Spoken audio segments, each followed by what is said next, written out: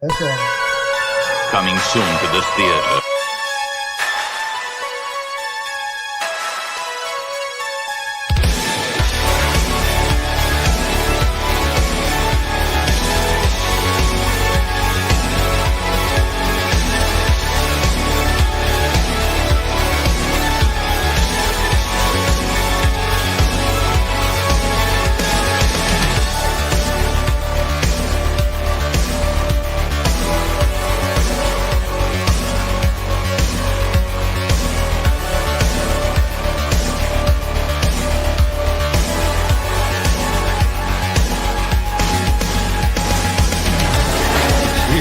It's alive. It's moving. It's coming this way.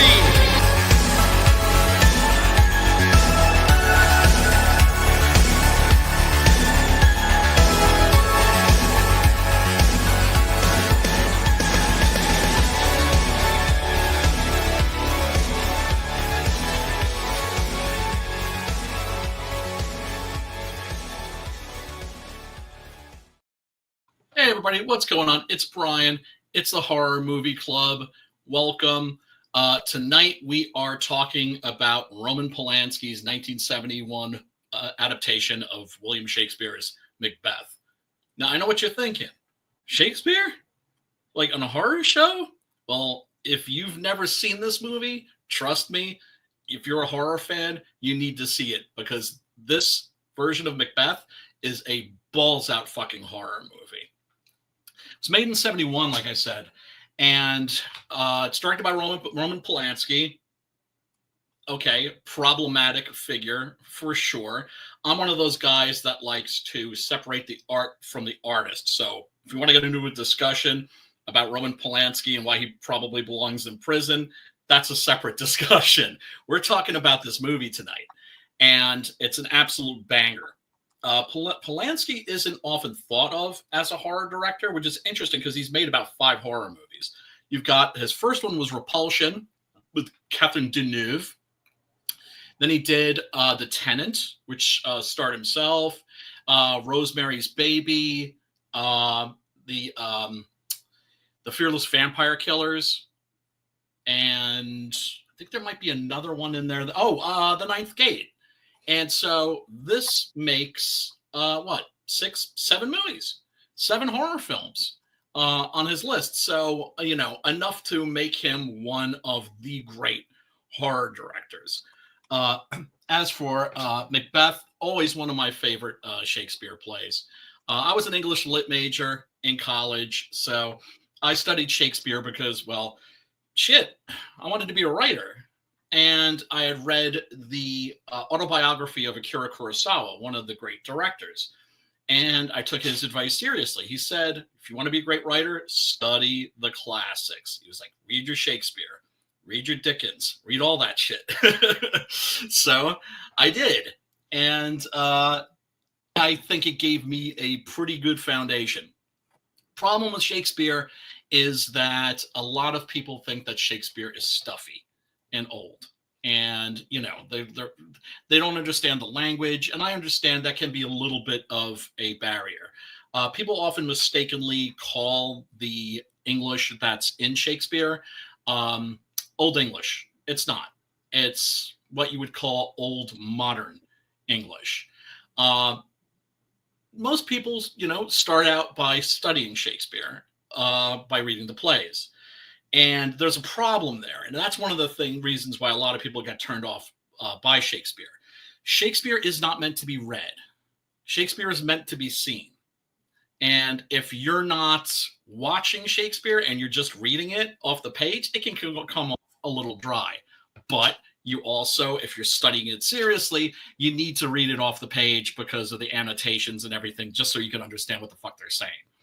And speaking of people that have no idea what the fuck they're saying, my boy Matt. What's up, man? Pops. What's going on, fellas? How you doing? Good. Just lecturing the audience on the merits of Shakespeare. I thought I was getting a Christmas movie. Next week. Okay. I got to address this. Woody, never do I get enough sleep. Never. That's ever, not good. Ever. That's the foundation, dude. You know, Yeah, you gotta, no, the foundation is doing the work, then relax it. But you got to put in the work first. So I hear that. But Gotta make have sure the sleep. you at least get 8 hours, bro. shit.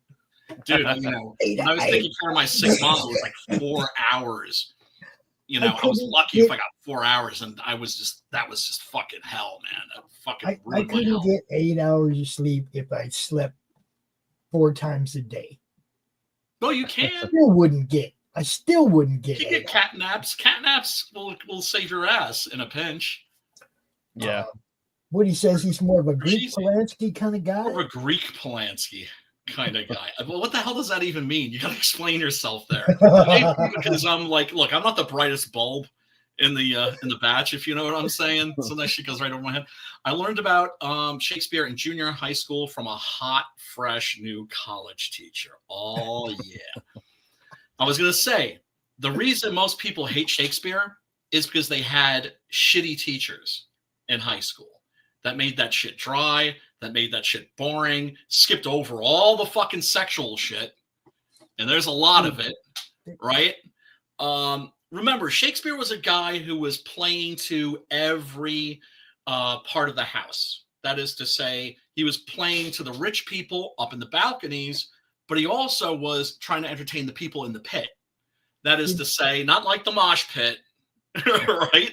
But the people that were that didn't have seats, that were just standing, right? Who Right did at the edge of the Romeo stage. and Juliet movie? And Was that they were. Weinstein? That's where like the Yahoos were hanging out. Yeah, I know. I'm Right? just saying. Who did the Romeo and Juliet movie? Was that Weinstein? Oh no! I mean, he was never a filmmaker. He may have produced it, but you're This thinking is back at in the same era, because in 9th grade we had to go to the school auditorium and watch the Romeo and Juliet movie. that was Zeffirelli. Okay. Yeah. Okay. Yeah. That was the same time. I thought you were talking about the Baz Luhrmann one. You know, the Yeah, one that's set in the modern age. Yeah. I'm just trying to figure out why this was curriculum shit. Yeah, right. So, I have an older Let's brother. fall in love and murder each other, or fall in love and kill yourself. Yeah, we're gonna make sure the whole freaking high school sees this movie, right? Why? Well, because it's educational. That's why. So I have an older brother. I had an older brother, right? 6 years older than me. And so he tells me, he's like, dude, like, listen, he's in high school at this time. He's just like they showed us like Macbeth, like the movie, and it's fucking awesome. It's gory as hell. It starts out with, this guy like pulling on a guy's feet to see if he's dead, and he starts moving and just starts wailing on his fucking back with a fucking flail. Yeah, that was pretty brutal. And this whole movie is fucking brutal. Yeah. A lot of people think, and I think there's probably some truth in this, that this was the movie that Polanski made right after the Tate LaBianca murders. Now, you know about the Tate LaBianca murders. Charles Manson. The Manson murders, yeah. The Manson murders. Well, his pregnant girlfriend, Sharon Tate, had been murdered by these sick freaks. Yeah. And so he lost his woman and he lost his unborn child in like the most horrible way. And so a lot of people think that he just poured like a lot of darkness into this movie. And this is definitely the darkest version of Macbeth that I've ever seen, because even the ending is dark. He actually added on a little bit at the end of the movie, right? Where normally, oh yeah, by the way, spoiler alert, Macbeth dies at the end. So this joint's like what, 400 fucking years old? Dude, Right? Levi and I sat up and watched it the other night. Okay, I had a usually I'll show the movie before Creative Chaos on Thursday. Yeah. I had to go to see the grandkids in the school band Christmas concert. So I went to that. I came home, watched Creative Chaos, and then we showed the movie. So it was like 10:30 or 11 o'clock when we kicked it off, and 2 hours and 20 minutes later, It's a long one. they finally killed that son of a bitch. I know. And we could go to bed. Yeah, right. I was waiting, like, damn, who's gonna get him? You know. It was McDuff, Leon we showed it McDuff. on film, so Yeah. if, every week, guys, we will show the movie on Pilled before we do this show and come out and talk about it. So you can go watch it with us on Thursday. Like me and Levi were cracking jokes, and just having a good time while we were watching it, dude. It was way more fun watching it that way, especially during the slow parts, like they're riding horses for 3 minutes. And we just but there's a lot of action in this movie too. That's what I love. One of the reasons I love about it is that it's always moving. There was two drinking games we found in this movie as well. Every time they show somebody riding a horse, and every time they say "Hail Thame" somebody. Right. Hail the Thame of Mordor. Or Doth, or Doth. Yeah, I mean, like, just from guys that weren't like nerdy fucking English lit majors, how did you do with the language? Did you generally understand what they were saying? You got the point. I'm an Asgardian, bro. I'm an Asgardian. I got no problem with that kind of shit. Okay. All right. Because I think the best way to watch this movie, this is just me, is with the subtitles on, right? And that's super like English lit majory of me, but it's just it puts you more in tune with Shakespeare's language, because the thing about Shakespeare is that he is the GOAT, right? The guy could do anything. The guy could do comedy. The guy could do romance. The guy could do historical dramas. He could do tragedies, right? This is one of his tragedies. This is also known as kind of Shakespeare's horror play. But a lot of directors, Orson Welles before this, and before him, Sir Laurence Olivier, both did cinematic versions of Macbeth, and they're just lacking. Yeah. They're not alive the way this movie's alive. And there's such a trippy movie. We were talking about the sets, like the castle that they were filmed in, nice castle. We talked about a lot of different stuff during the movie while we were watching it, and it was a good time. Good. I mean, like I said, 2 hour and 20 minute movie anytime is going to be, can I make it? Especially if you're starting it late at night, right? Right. Yeah. Is it going to pull you along and keep you moving with it until you get to the end? Yes, it kept us engaged. It was I will say that, like you say, me being a Thor fan and Vikings and all that kind of stuff, it's all in ancient England and whatnot, and all that kind of archaic language. Yeah, I just flow right with that. That doesn't bother me. Right. Cool. Me neither. Same thing watching like Deadwood, from all those years, except he injects a lot of, cocksucker and motherfucker in there, But which, by the way, weren't phrases back then, but right. Who gives a fuck?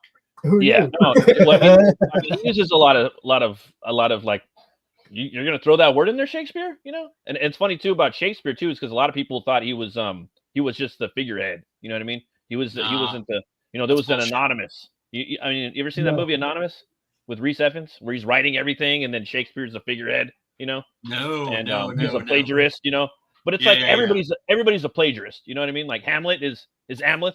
It's the Northman. Yes. Yes. So it's just but a lot of his stuff is it's metal, and it's metal as fuck.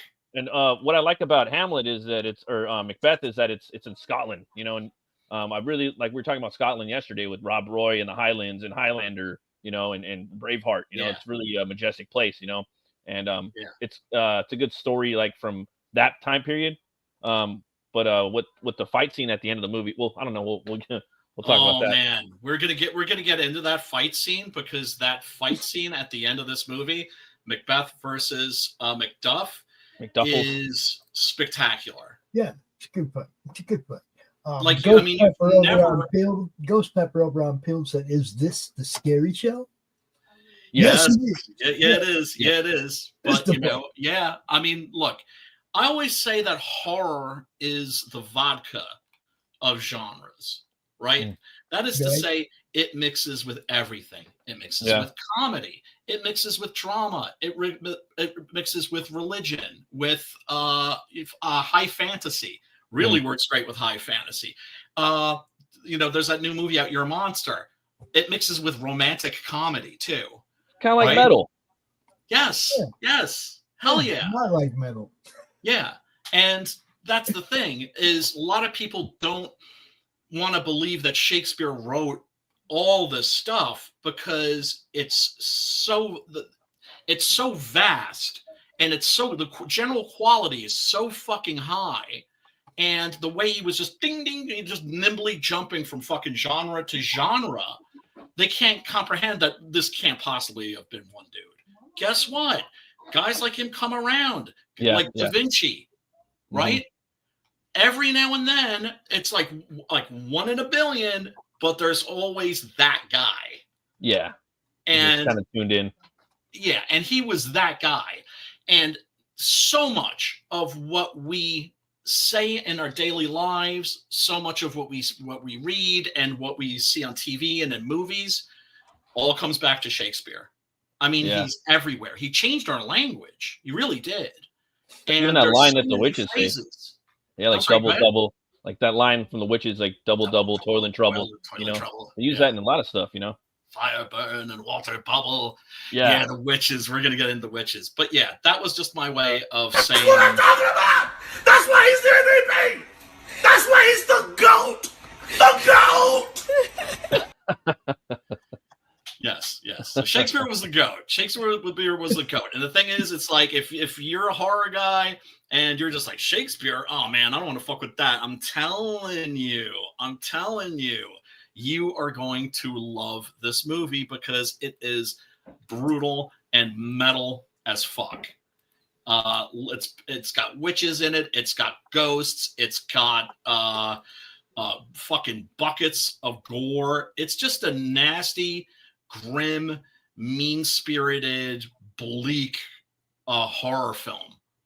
Yeah, it's realistic too. Like the kills in here are pretty realistic in some ways. Some of them, you know. Oh, brutal! Yeah, they have the weight. They have the weight to them. Like when people get hit with like axes in the back and things like that, and thrown in the water in the lakes. You know, like it looks like it really like you're witnessing a murder. You know. Yeah, it all feels very authentic, right? Like when Banquo gets murdered, gets that fucking axe buried in his back. Yeah, Banquo, yeah.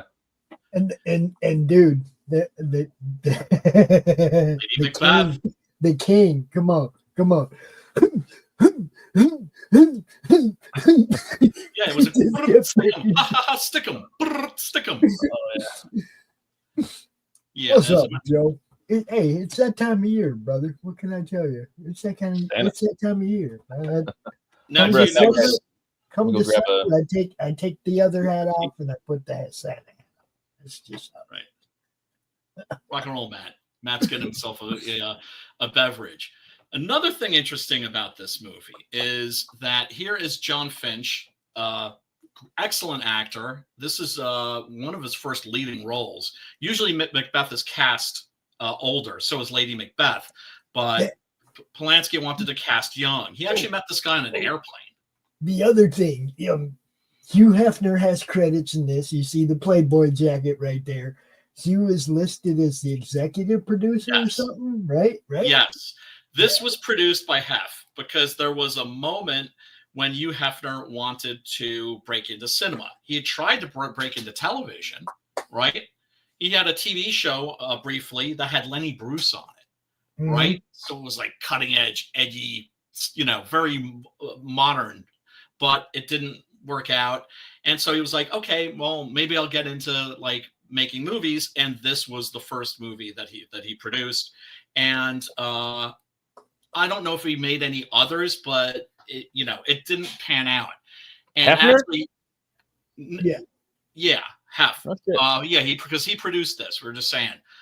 which is why John Finch here is rocking The that coat. Huh? on his coat. Yeah, because this was a Hugh Hefner production, Oh, and Yeah, man, it's a heft joint, bro. it's a Hef Hef was a joint. big comic book nerd too. Hef was. Was he really?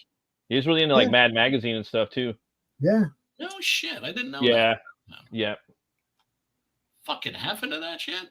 Mhm. Into the cool shit. Hef was lit, bro. He was. I mean, lit. it kind of makes sense. He's I mean, he likes the lucky- dope shit. He's lucky that he's lucky that he died before any of this other shit started happening, right?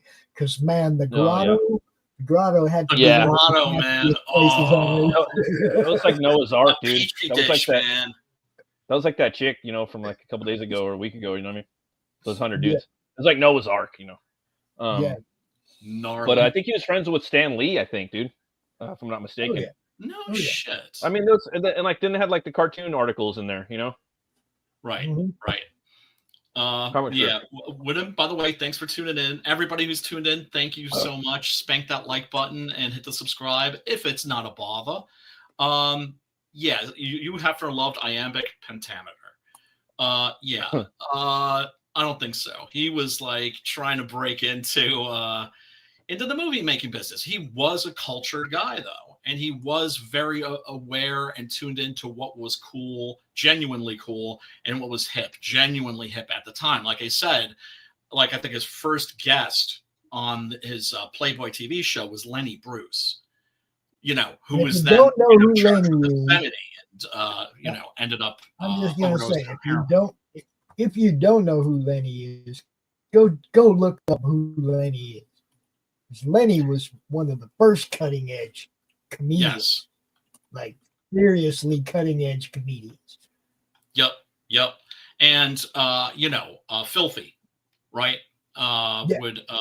It's just unfortunate because most of what we have of him on film is terrible because it's when he was in his obscenity trial, and he kind of lost his mind during that. They put a lot of pressure on him and he started to crack.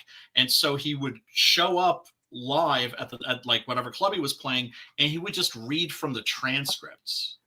Oh shit. And so that's like the Lenny Bruce that we have on film for the most part. Richard Pryor, thank God we have enough, like a good amount of Richard Pryor, right? But Lenny Bruce, yeah, not so much. He all of his really cool shit is not on film. All of his really great performances, legendary performances, were never recorded, and that's a shame. But oddly enough, this now you guys know who Bob Guccione is, right? Nope. Bob Guccione. Bob Yeah, Guccione.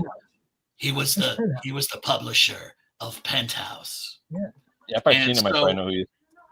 And so he imitated Hef at every fucking turn. Whatever Hef did, Guccione did. Yeah. But made it like a little filthier, right? And so this movie indirectly led to the making of the infamous 1979 Caligula, which is, was directed by Tinto Brass, but has hardcore sex scenes in it because Guccione would sneak onto the set at night with some porn stars and then would just like film like an orgy, and he just cut that shit into the movie. Crazy. Yeah. So that was a massive folly. A lot of people, this got a really great critical reaction when it came out. Some people were criticizing it for its excessive violence and gore. I'm like, fuck it. This is not supposed to be a nice story. This is ultimately a horror story. Yeah, man. It's I full just want to nightmarish say imagery.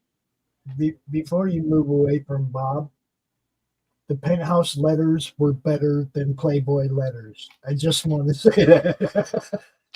Yeah, well, they were a little more spicy. That's the thing. Playboy really wasn't a filthy magazine at all. Yeah, it was like a legit magazine with like legitimate writers. The interviews were fucking and amazing. Yeah, I heard they were like long. and very famous photographers that In took depth. some of these pictures and stuff. They wasn't just like Joe Blow with a camera. Yeah. What was great about the interviews is that the interviewer wouldn't just go and meet with them and interview them. The interviewer would hang out with them. Yeah, like interview the vampire and shit. Days. Yeah. Right? Drive around with them, eat with them, that sort of a thing. Like, they would really kind of get a chance to know you. Yeah. But there was, in the center of the magazine, there was some titties, because everybody loves titties. Centerfold. The centerfold, right? An American institution. In Europe, you could do this and nobody would bat an eye. Yeah, it's part of the culture over there. Right. Because like I said, I mean, you'll see topless women on the cover of their news magazines. Why? Yeah. Because everybody loves tits. Men and women alike. It's just like, okay, boobies. Why not? Right? But of course, that was, scandalous at the time. But yeah, Playboy gets a kind of a bad rap. Like, oh, you read it for the articles, eye roll. And it's just like, yeah, I wouldn't read it for the porn. If I want porn, I'll get Hustler. Hustler had like gynecological shit in it. Yeah. It was, yeah. But take a look at some of the Look, of the posters. they might as well put the camera up in her and Hustler. Oh my god. Yeah, and then we have now, Francesca. Who is that chick? That's Francesca Ini, and she plays Lady Macbeth. Lady Macbeth, one of the classic villains. We were trying to figure out if she was a Playboy playmate at some point in her career. No, she's nude in this. For the the sleepwalking scene, where she's trying to wash the blood off her hands. Yeah. She's nude in that scene, but they dress her hair what they refer to as Godiva style. Right. So her hair is covering all of the jolly we were just wondering if she was somebody they half brought along for the ride. You know what I mean? No. No, he wasn't. That's the thing. Guccione went in and fucked with the director and fucked with his movie. Hefner had complete faith in Polanski and was just like, right. This is your vision.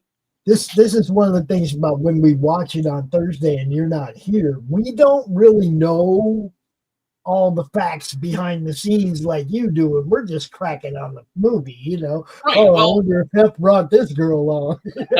Right. Yeah, right. Yeah, and the thing is, it's like if you don't enjoy the movie without, all the context and everything, then the movie sucks. Yeah. Right? Yeah. You shouldn't have to know all that shit. I'm pretty sure Levi and I both had a pretty good time watching it, or we wouldn't have made it to the end. Exactly. I mean, I've walked out of theaters after paying money because the movie wasn't any good. I got up and walked out, Yeah, me too. Me too, for sure. I mentioned that they showed this in high school when I was a kid. Oh, really? Yeah, because my brother had told me how great it was, and then I finally got to high school, and they're having a screening of Macbeth for the English class. And I'm watching this movie and I'm like, this is fucking dope. So for us in the late 70s, it was the Romeo and Juliet that they showed at the school. They showed that too. And because we didn't see this one. Oh, you got robbed. They didn't show us this one. I've seen Romeo and Juliet. They didn't want to do all that killing. A little bit of Montague stabby with the sword was okay, but at that point, I had no patience for the Romeo and Juliet. I think it was in 10th grade. They showed it in the 10th grade teacher's class. I just wasn't even. Yeah, I wasn't even about it at school at that point. But I remember seeing it. I was just like, I liked the feudal part of it. The two families trying to kill each other off. I thought that was great. That was feudal Japan. That was the kind of shit I liked. Throne of Blood. Akira Kurosawa did Macbeth as Throne of Blood. He also did a movie called Iran, which is basically more samurai Shakespeare. It's based on King Lear, right? Oh, yeah, King Lear. Yeah, remember what I was saying. It's like the reason I became an English lit major was because I read that biography of Kurosawa's, and he was just like, "Go study the classics." See, and everybody else walking out of that auditorium was taking out the suicide. Oh, she loved him so much. And I'm walking out going, yeah, that's how families handle business. You know what I mean? It's like I'm seeing a completely different movie than these other people are seeing because I like the family feudal part of that movie. Right. The Hatfields and the McCoys. Right. The Hatfields, and then also Underworld. That's like the main first two movies is Romeo and Juliet, and then also even more popular, which is tripe that I won't watch, is Twilight, but with the werewolves and the vampires. You know. I've never watched vampires. Vampires do not sparkle. Zombies do not run, and werewolves do not play basketball. Those are my 3 rules. Yeah, and Nosferatu has a mustache, just like I thought. I saw a thing and it got spoiled. I was like, oh man, you played that clip of Homeboy's voice. He's got a big old Vlad the Impaler in here. So I'm like, that's dope. Oh my god. You can see it in the shadow. I saw it in the shadow when he's coming up, his big 7-foot ass shadow, over Johnny Depp's daughter. Like, damn, that fool's got a big mustache, dude. He's got a big biker big, Romanian count. Right. I mean, you're talking about Jesus, man. You're talking I'm more than psyched to see that damn movie. I'm just trying to get a babysitter, dude. Oh, so you can see it on Christmas. Now my brother and his wife, they want to do a double date. I'm like, who's gonna watch all our kids? We all want to go watch it. That's cool. Real quick, let's check out the trailer for Macbeth, which I think is a pretty good trailer. It gives you an idea what you're in for. Even the soundtrack in this is very uncomfortable. This whole movie's designed to make you feel a little on edge, and the world it depicts is pretty brutal and nightmarish, which you don't really get in the other adaptations of this particular story. Let's check it out.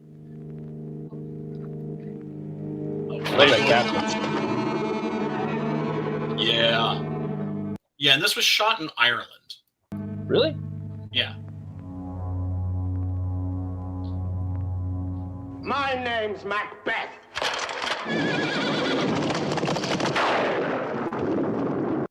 Right, so you got the thunderstorm, you got the Gothic castle.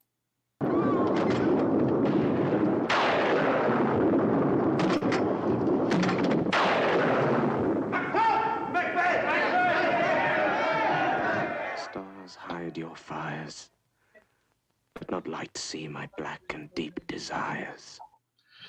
Another thing this movie does that I think makes it better than the Orson Welles and the Laurence Olivier versions, all of the asides and soliloquies are done in overvoice, right? So the monologue, the internal monologue, right? Yes.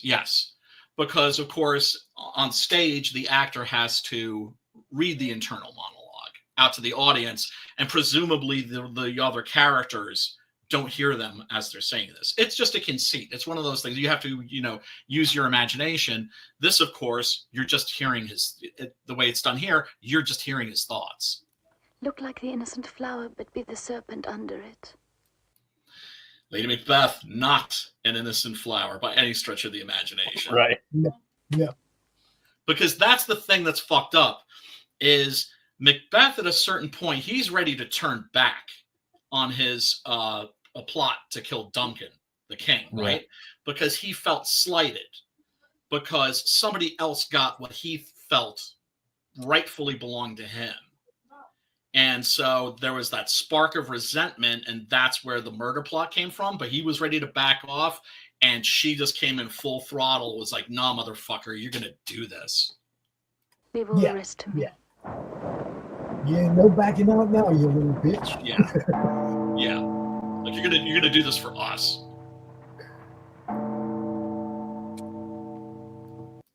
And not a huge, lavish budget, but this is a great looking movie.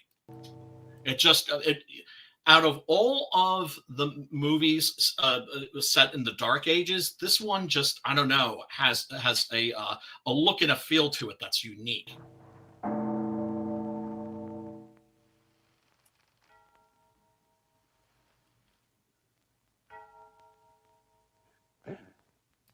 Yeah, the very soft ringing of the bell. That's your cue to stick 'em. Awake! Ring the alarm bell! Ring the alarm bell! Treason! Yeah, and that, of course, was MacDuff, who ends up having his family murdered by Macbeth. And just because Macbeth is paranoid.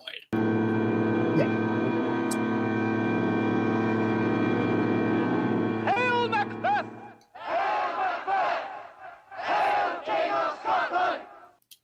Now, while this movie has a lot of action in it and it's always moving, he also knows when just to keep the camera in one place and just hang there, right? Like as Duncan's procession is riding towards Macbeth's castle, that's, you know, he's hanging on that because, like, this is the point of no return. This guy's, like, marching in there to die.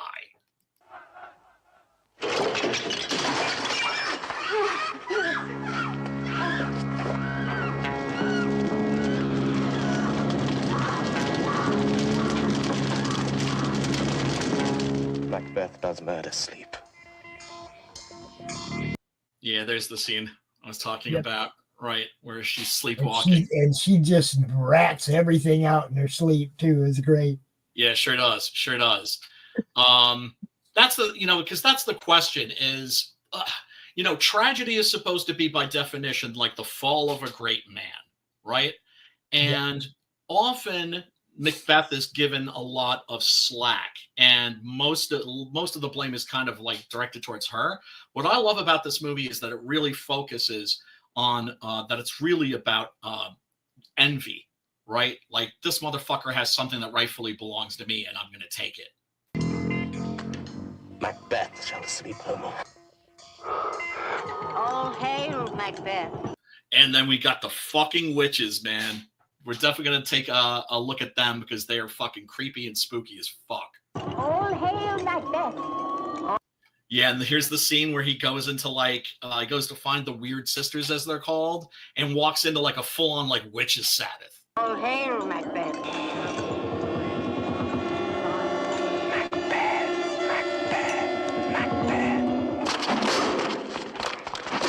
Yeah, and this is that fucking classic fight scene. At least it should be a classic fight scene, because this never gets the love that it deserves. This is very realistic. This is very much what this kind of a fight would have looked like. In the Dark Ages, knights in full plate armor, guess where most fights ended up? The same place that they do today, on the ground. And that is just incredible, right? That moment where Macduff gets his sword caught in the knee joint of Macbeth's armor, and he's just like yanking him.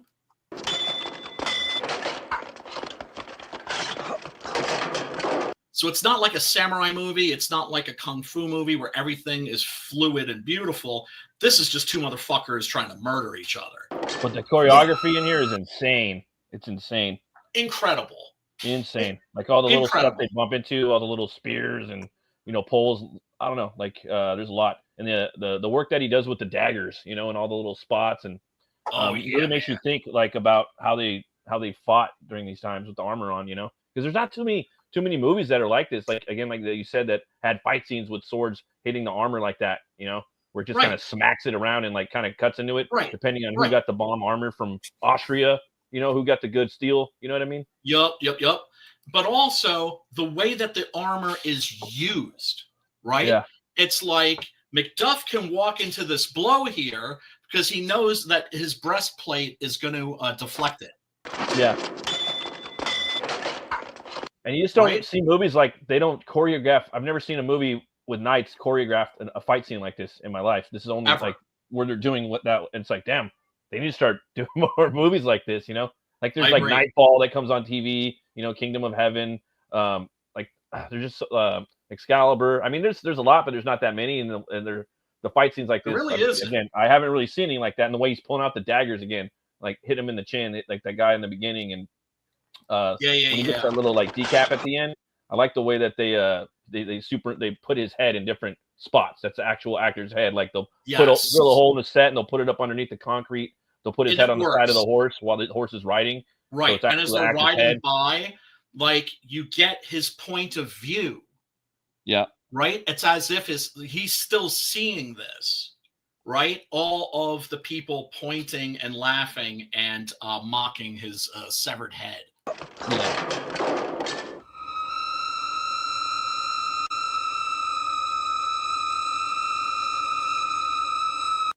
Yeah, that's that shot right there.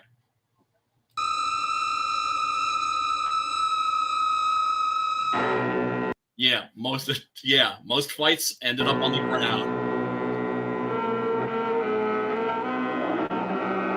Yeah, I gotta say it is the best knight fight I've ever seen. Like an actual traditional knight armor. When you think of like a fairy tale knight with a prince, you know, and a knight and a dragon and a princess, you know, knight and shining armor. This is the best fight scene I've like that I've ever seen. It just looked realistic, you know. Here's the thing. Hollywood hasn't really caught on yet. For one thing, they're not making medieval like knight movies. Yeah, too much money and stuff. Right? That's not like a thing. Although you would have thought maybe with the success of Game of Thrones, possibly, right? Yeah. But it's just not a thing. And there are people now, you guys know, like I'm into HEMA, right? Historical European martial arts. I got my Federschwert, I think in the next room, right? My feather sword. And basically it's a recreation of medieval martial arts from medieval martial arts manuals, right? Yeah. And so we'd strap on our gear, you put on a fencing mask, you get like some good gauntlets, chest plate, something to protect your fucking shins and your knees and your junk, and just try to fucking try to connect with each other, right? But that isn't what an actual fight would look like, because it's basically not recreating medieval combat. It's recreating a medieval sword school, like a medieval fencing school, right? I see what you're saying. Yeah, because what's going to happen when you're having a match and when you're fighting for your life are two totally completely different things, right? And that's one of the things I love also about Kurosawa, is that most of the samurai that are on the field of battle are just fucking running around, just doing this and just trying not to get killed. Yeah, just chopping. Just fucking, you know, hack and fucking slash, you know? They're very panicked.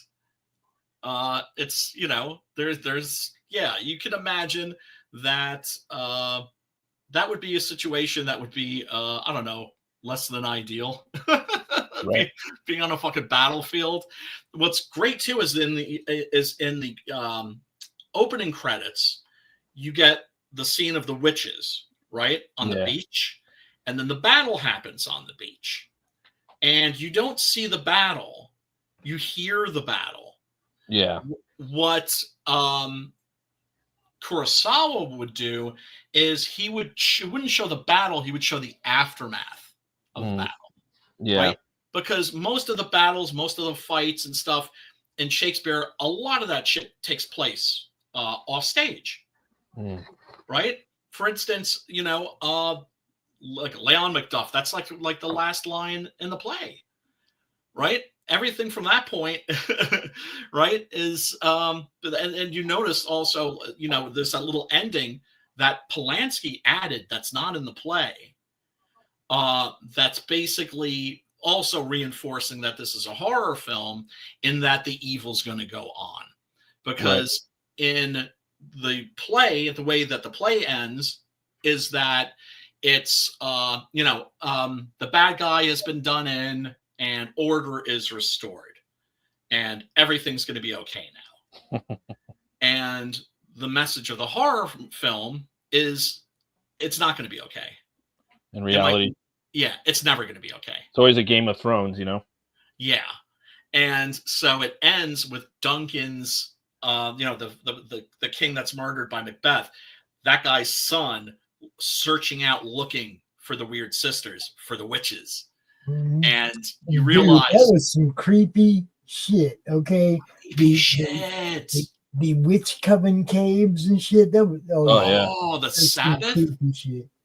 Yeah, I mean, am I crazy for calling this a horror movie? Would you guys say I would be accurate to call this a horror film? Well, I mean, it's well, first off, it's Shakespeare, so you get all of his tragedies came with a different twist, right?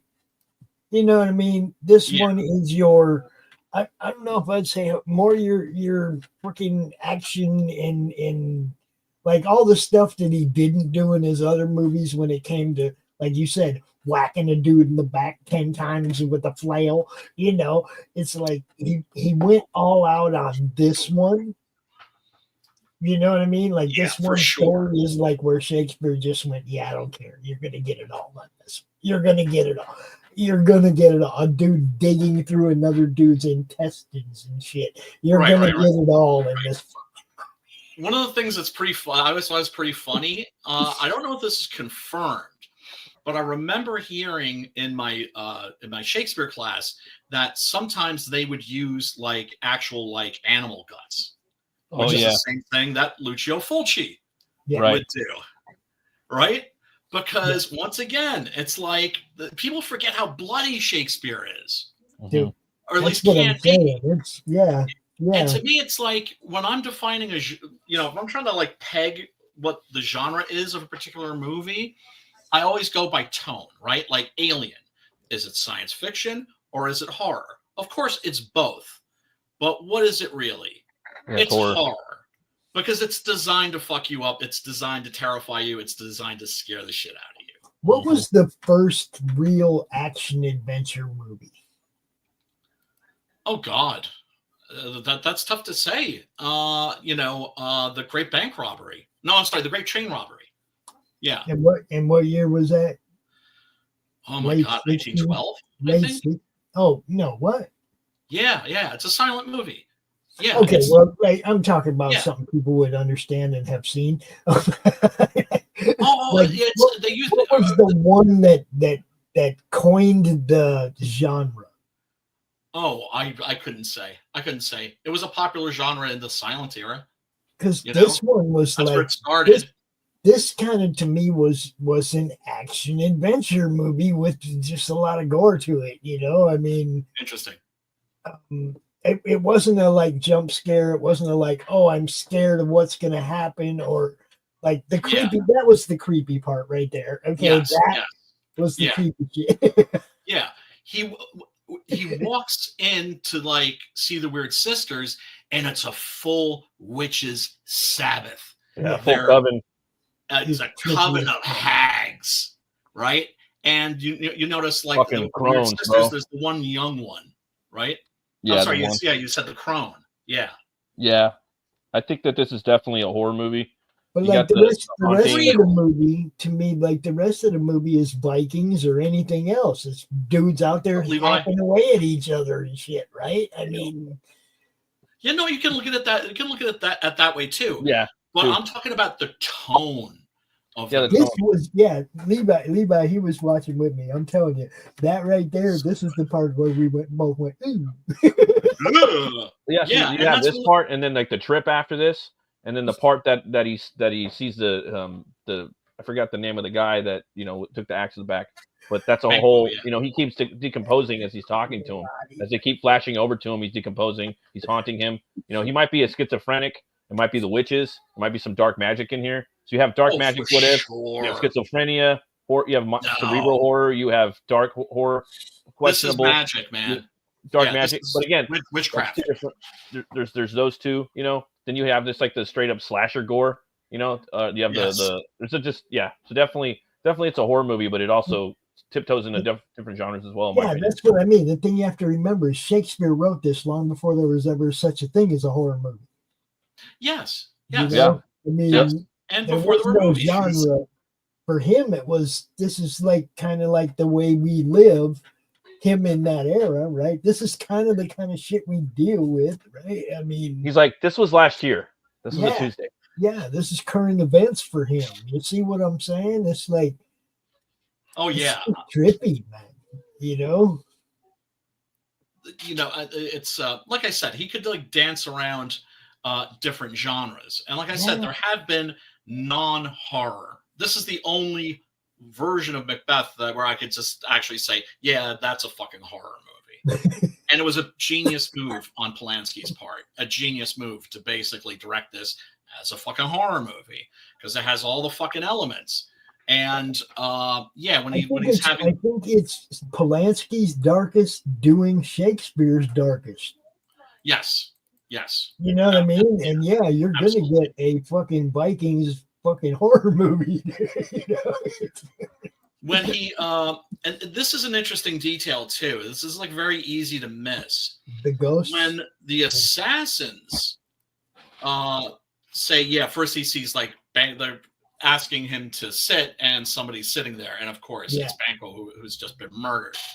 Yeah. At first he turns around and his skin looks kind of ashy, and then he starts getting all of these gashes on his forehead. Now that wasn't happened when he got that didn't happen when he got killed, but the guys told him that was what happened. Yeah. Right? But then later you see him as a ghost with the axe in his back. Right? So it's like, well, what's in Macbeth's head and what is just actual supernatural fuckery? See, and this is the part I will give you the horror slide on. When it comes to the witches and the God. The visions he's seeing, the ghosts that he sees, that tips. See, it's too many genres like just warped together. And well, that's why too many works, though. It's like Shakespeare at his worst. And then you get somebody like Polanski that in the darkest part of his life, I mean, he wasn't in very good headspace at the time where he directed this movie. Definitely not. Definitely not. As I mentioned before, and like anybody that's just tuning in now, this was the movie that Polanski directed after his pregnant girlfriend, Sharon Tate, was murdered by the Manson gang in the Tate LaBianca murders. Those murders that you heard about, Helter Skelter and all that. Yeah, that was his woman and his unborn child. The ones that Manson didn't do himself, but definitely got convicted for. Yes. Well, I mean, that's funny because, he's like the most famous serial killer in American history. He's not a serial killer. Yeah. And although he definitely belonged in prison, he did tell them like, "Hey, go and fucking do this shit." Yeah. So, and it's like Lady Macbeth, right? It's just like she's as guilty, it may even more guilty than Macbeth is, because Macbeth was about to turn around, and course correct. And she's the one that's just in his fucking ear and just like, no, you got to do it. You got to do it. Do it for us. Do it for us. I like a lot of skin. Oh well, you got a lot of skin in this. But I'm not ready to go for sure. Yeah, and one of the things that a good horror movie will do, it'll make you go ugh, at certain points, and this scene makes you just go ugh. There was a couple scenes. The one scene where the dude got up out of bed and then the little kid got up next to him and we didn't realize that was his son. Yeah. And we were like, okay, Roman, what's going on here? Yeah. And then, of course, there's that classic little soliloquy. Yeah, like after Lady Macbeth kills herself. That's the other thing. You have a little bit of sympathy for her because she takes herself out, right? And that was the funniest part of the end of the movie. It's like nobody does nothing with her. They just leave her laying there, and people keep walking up and going, "Yep, Queen's dead," and walking away. Well, that's because when the British are coming, even they just fucking and that's not. They just fucking light out of there. They just fucking dump his ass. They just fucking leave his ass. because Even the the only British. people there's that one guy that's working the door, and they just fucking shoot a crossbow bolt into his fucking head, grab whatever they can, and including pigs and shit, and just fucking book it. It was funny, dude, because it's like everybody looked to see who it was. Everybody knew it was the Queen. Nobody like straightened her limbs out or nothing. They just left her laying there all crumpled. And then the British come up and they look and they're up, yep, the Queen dead. Yeah, well, I mean, they storm the castle and they're just like, wait a second, there's like nobody here. Yeah, except the dead Queen. And this dude, dead Queen and this dude on his throne. And Macbeth, arrogant motherfucker to the max here. He's just like chilling on his throne, wearing his crown, just like, yeah, well, you know, what are all y'all gonna do? You can't fuck with me. I cannot be killed by any man born of woman. That's what the witches said, and everything the witches said came true. And then, of course, he discovers, and so he just fucking plows through these dudes. He does kill a live motherfucker before they get proved wrong. Yeah, it's a cool little choreographed scene right there. Again, with the dagger, you know. I was gonna say, you see something here that you don't normally see in medieval sword fight movies, and it's this thing. It's called half swording. Asian swords, you know, Japanese, Chinese, Korean, and everything. The weapon is the blade, right? Yeah. In European medieval weapons, the whole weapon is a weapon. Yeah, exactly. And swords, generally speaking, weren't that sharp, right? And so what you've got is half swording is where you fucking grab the sword by the blade and use it kind of like as a spear. Yeah. Or in this case, he's hitting him also with the pommel and then pulling his sword down with the guard. Right? You do that shit too in HEMA. You learn how to just like flip a sword over in your hand so you can use it like a spear. Shit was fun. It's like you got to do it what best calls for the fight. You know what I mean? Yep. And here, a pommel strike. Just again, the whole weapon is a weapon. And like they don't do that in Game of Thrones and a lot of like they don't ever do any of that. You know what I mean? They're always just swinging down and you know. I don't know, man. And I like the way the armor didn't feel like it was like it's heavy, right? But like when the sword hits it, you know, it felt like realistic. Like it could bounce off it a little bit, but sometimes even crack it, you know? Like the lot of the armor in movies nowadays, they're like solid, like titanium, you know, like nothing could stop them. You know what I mean? Here it wasn't like that. Well, they iffy. You can see him buckle a little bit. You can see him like indent and then pop back out. Because you'd still take the impact. Right?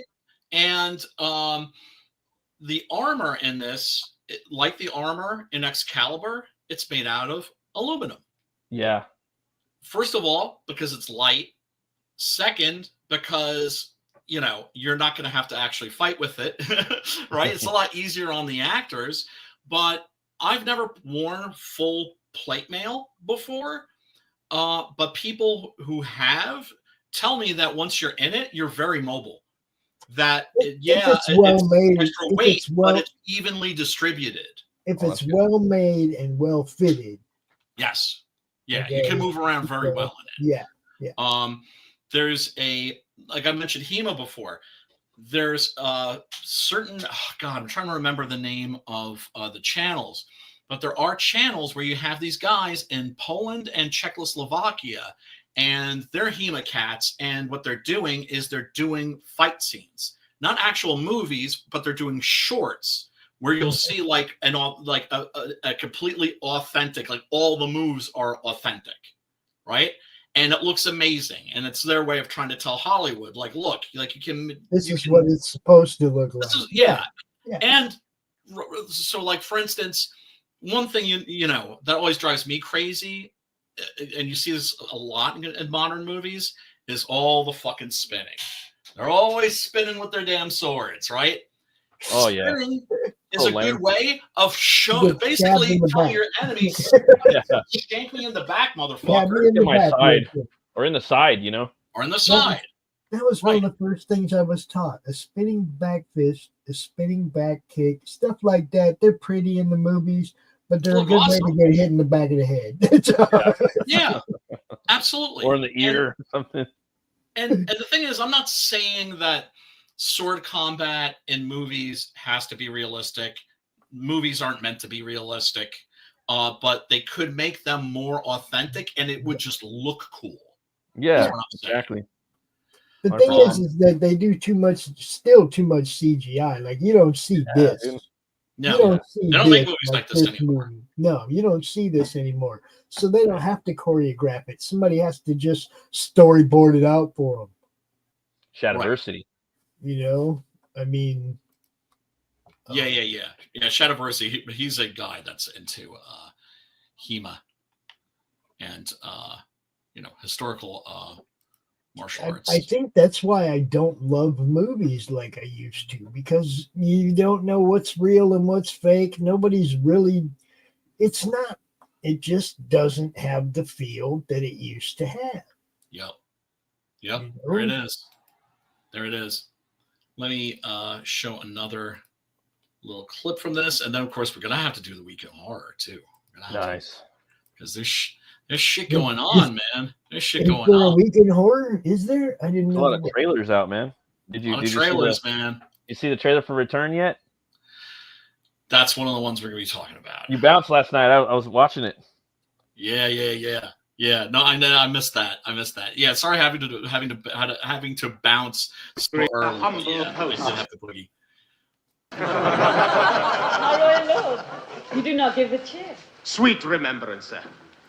That's another thing that's fucked up about this movie is this is like a great feast that Macbeth is having in his own honor. And when he walks in, you see like a bear that's just being tortured, right? Yeah. Because the night's entertainment is bear baiting. Basically, you're not watching a play, you're not listening to music, you're watching a bunch of dogs ripping a fucking defenseless bear to pieces, and that's your fun. Don't poke the bear. Yeah. So it gives you an idea of the kind of world that he grew up in and inhabits. Yeah. Makes sense. Different times.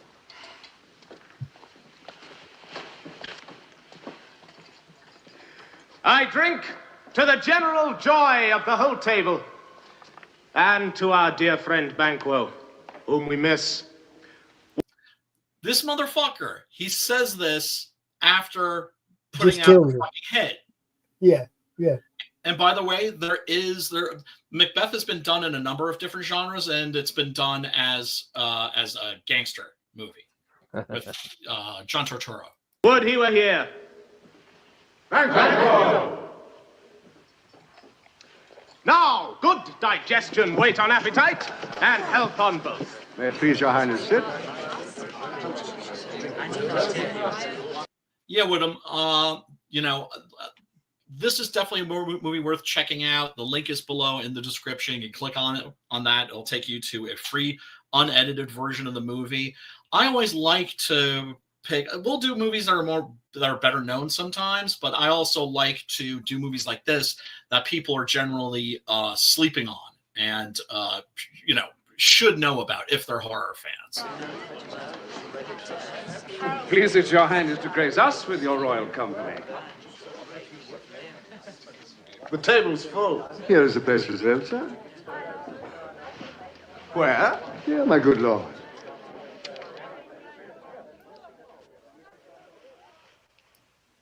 And suddenly all the noise in the chamber just is tuned out. It's like he goes deaf.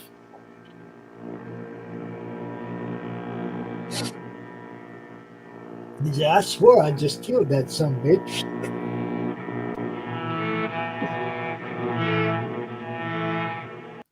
Definitely a horrific moment, you know? Oh, dude. And because it just gets more and more horrific, right? Mm-hmm. Like here, he's just looking ashy. Yeah. Total American Werewolf in London, you know? Yep. Which of you have done this? What, my good lord? And now he's just like bleeding profusely from all those wounds that he was told were inflicted on his head. Macbeth, yeah, Ben Sullivan says Macbeth is a descent into hell. Did you know the knock knock joke originates in this play? Does it really? It's crazy. All the stuff that Shakespeare brought, you know? I'm telling you, the influence, the way we use just shit that he invented in our everyday discourse is immense. I just Thou learned canst not something. say I did it. Never shake thy gory locks at me. Gentlemen, rise. His Highness is not well.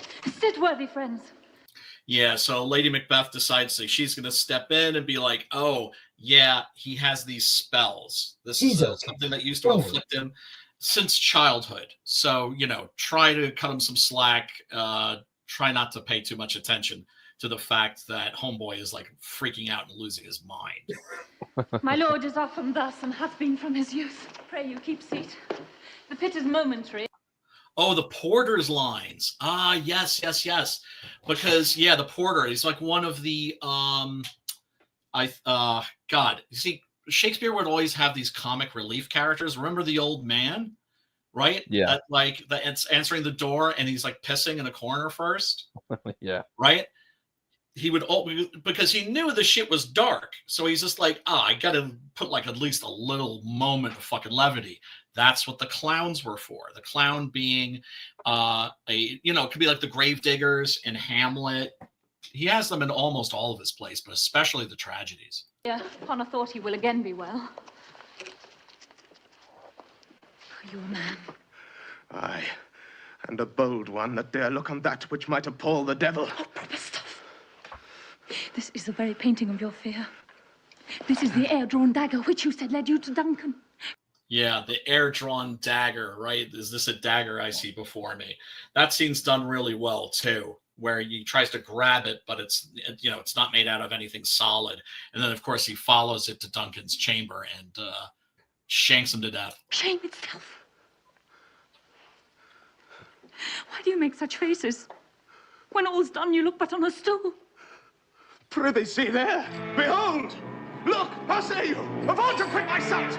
Let the earth hide thee, thy bones unmouth. Oh, God.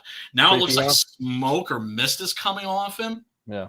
Unless thy blood is cold, thou hast no speculation in those eyes which thou dost glare with. But man dare, I dare, take any shape but that, and my firm nerve shall never tremble. Hence, horrible shadow, unreal mockery, hence! Yeah, so, yeah, of course, Macbeth just getting tormented. Are the ghosts in his mind? Are they real? I feel in this movie, it's the witches that are fucking with him. Yeah, right? especially drink that elixir, you know? Oh, dude, gnarly. How the hell Baboon's he blood. knocked that shit back, It's son. like, Yep. Yeah. So everybody go and check this movie out.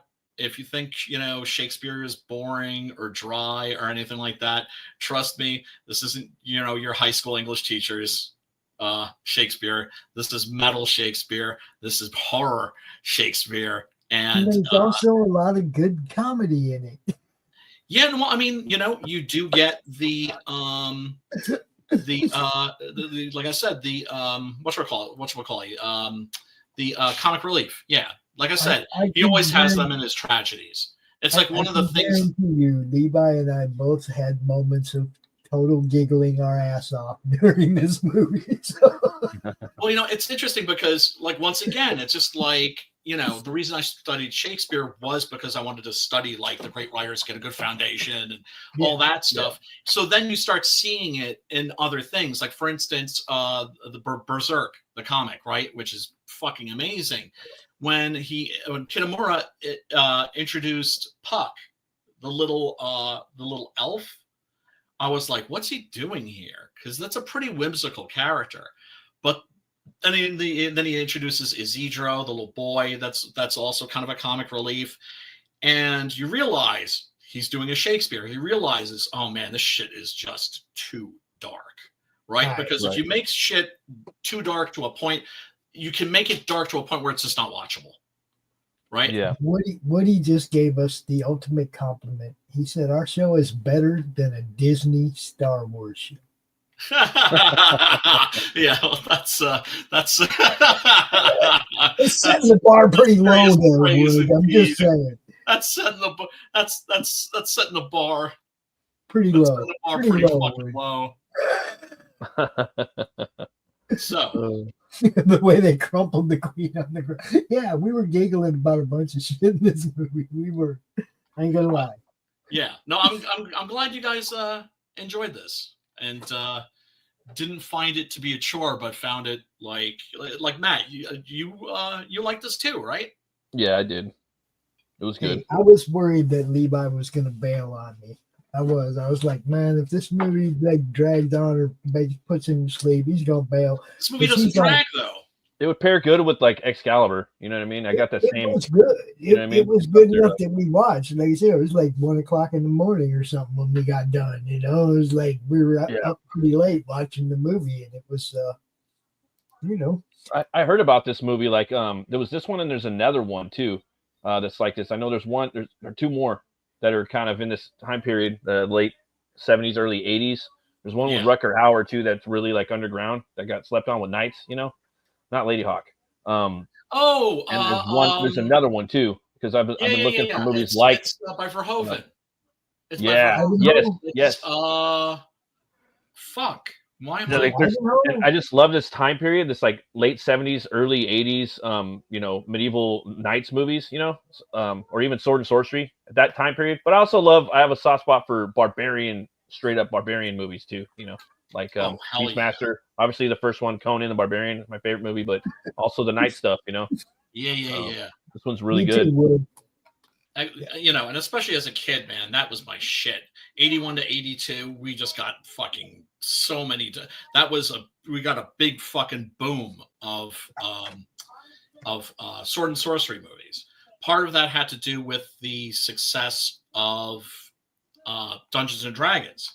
But then, of course, they did away with Dungeons and Dragons, and you know, it basically Dungeons and Dragons got banned. I mean, there were, you know, there was an infamous 60 Minutes piece that comes to the conclusion, basically comes right out and just says, yeah, this game causes self-deletion.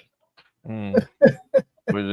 I think the establishment was freaked out by Dungeons and Dragons because it's something that encourages people to use their imagination. Yeah.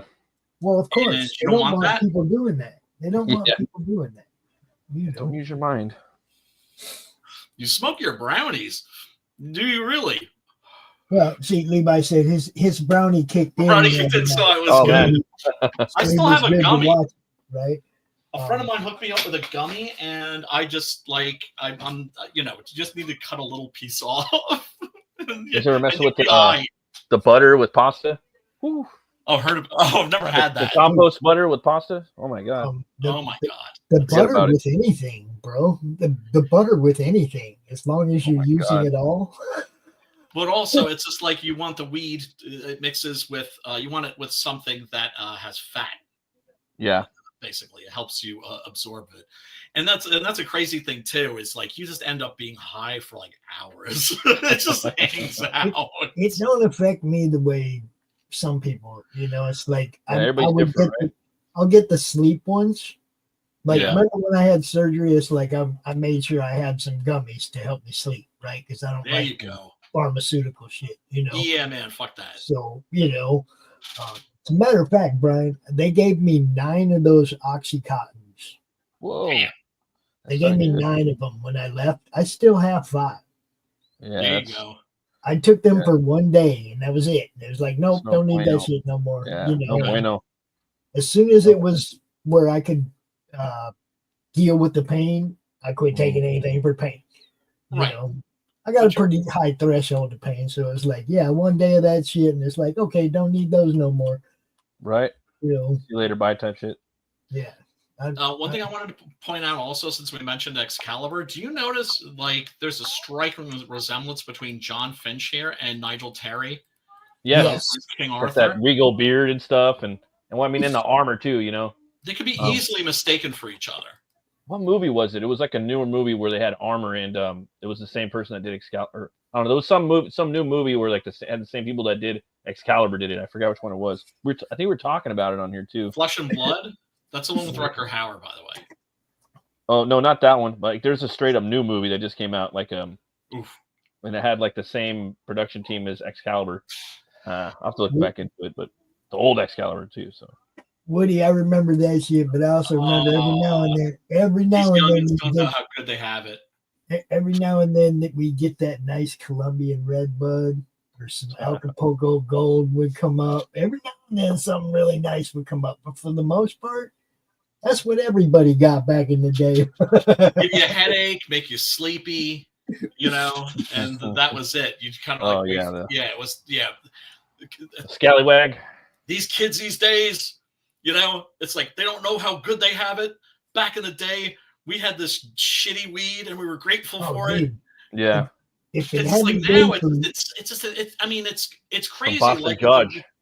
But see, this is the whole thing. I lived up in Minnesota, and that what we got was whatever we got, whatever could make it that far north. Exactly. Right? Yeah. And then when I moved to Arizona, it's like, oh damn! You just trip over to California, you can get all kind of good fucking weed. You didn't have to go there. It was nothing, dude. Humboldt County was like paradise for me when I was fucking young, dude. And now I can just fucking drive 15 minutes to the local shopping mall. Yep. And get myself one of these. Yep. Or like I did today, a smorgasbord of flavors. Whoa! Hey, look, knows what I'm talking about. They're like, you know, it's like I get a gram of this, and gram of that, gram of that, and gram of that, and gram of that, and you know, it's like $20 or something. I got 6 grams of weed. Man, on home, I'm good for a couple weeks. You know, I mean, yeah, man. Yeah, I mean, you know, I keep my consumption relatively low. It's like I always think I'm a pothead, and then I see how much everybody else is smoking, and I'm just like, I don't think I'm a pothead. But anyway, everybody, me either. I'm just like, you know, maybe an eighth a week, maybe. Damn, maybe that's severe. You know, anyway, it is time for This is the week in horror. The week in horror. Oh! Yeah, so my God, there is a lot of stuff going on in the horror scene. Lots of trailers for one thing. Horror as a genre is blowing up like never before, which is a wonderful fucking thing, because even though there's going to be a lot of junk, there's also going to be a lot of good shit, and then of course there are going to be some classics, right? Like hoping that the new Nosferatu is going to be a classic. Except now my expectations are so high. I want to make sure when I go in that I level them off a little bit and just kind of just approach the film on its own merits. I've been watching like Q&As like today. I've been watching a bunch on it, you know, and like they're like, so about, you know, like about the mustache. I'm like, oh, because that's kind of like that's a big design, you know, thing.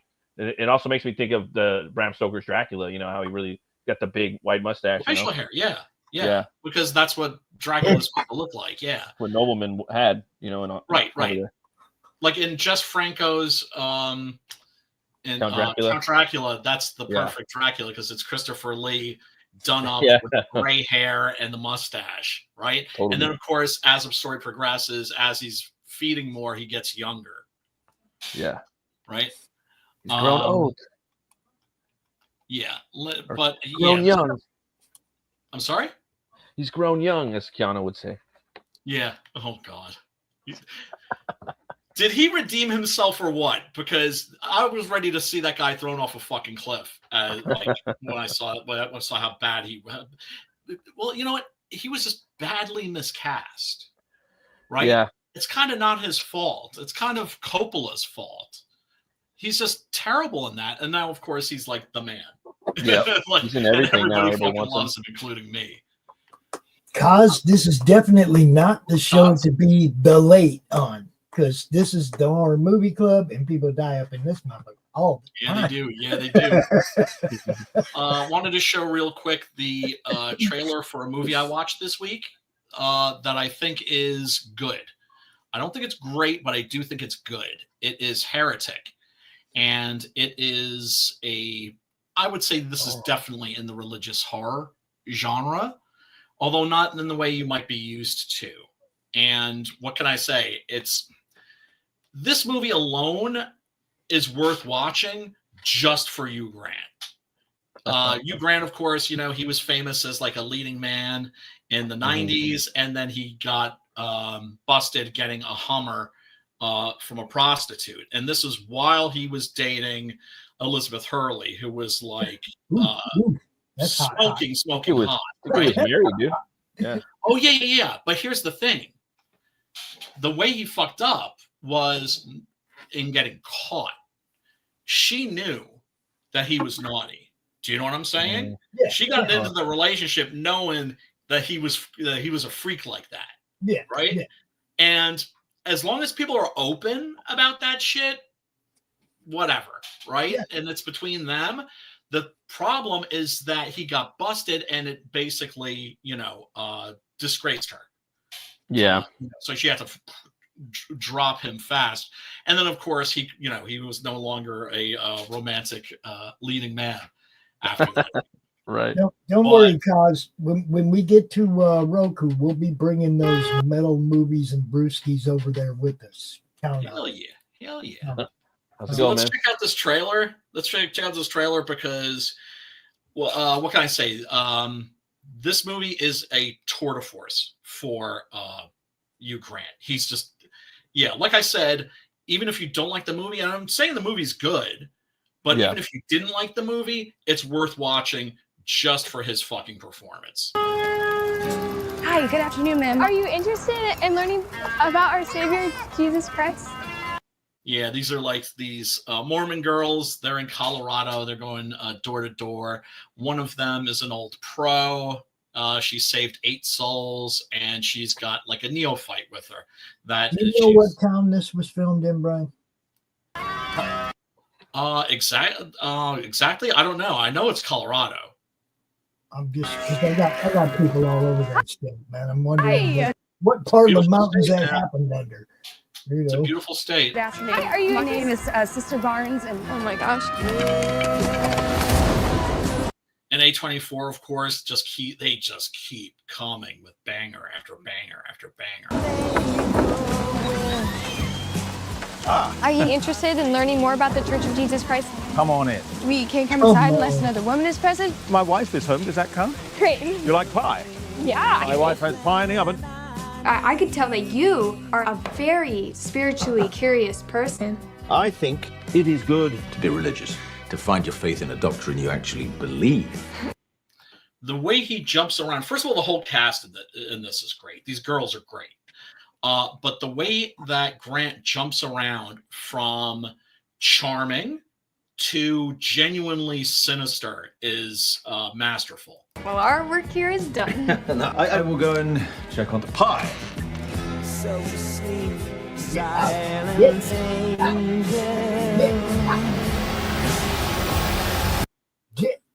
Right? So his possibly fictitious wife is baking a blueberry pie, he says, and then she sees that that's what she's smelling. The blueberry pie is coming from a scented candle, not from a kitchen. Yeah. So right off the bat now, she knows that he's lying. Why is he lying? When he says he was supposed to be a porn girl. She was raped and wonderful in that way's life. That is why I smoke weed. Sorry to hear that, brother. Sorry to hear that.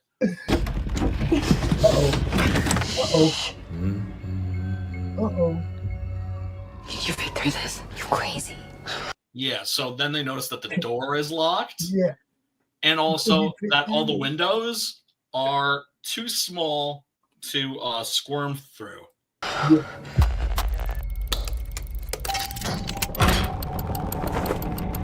We just need to go home. I won't keep you if you wish to leave.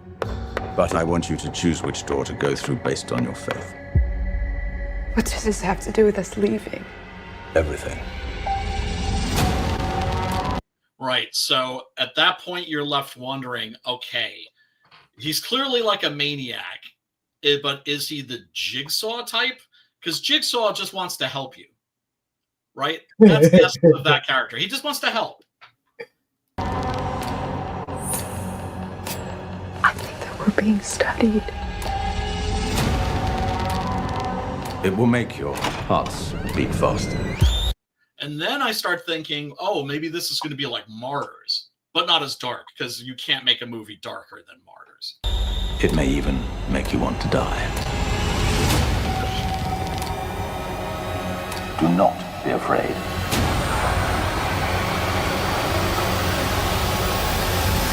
You will witness a miracle.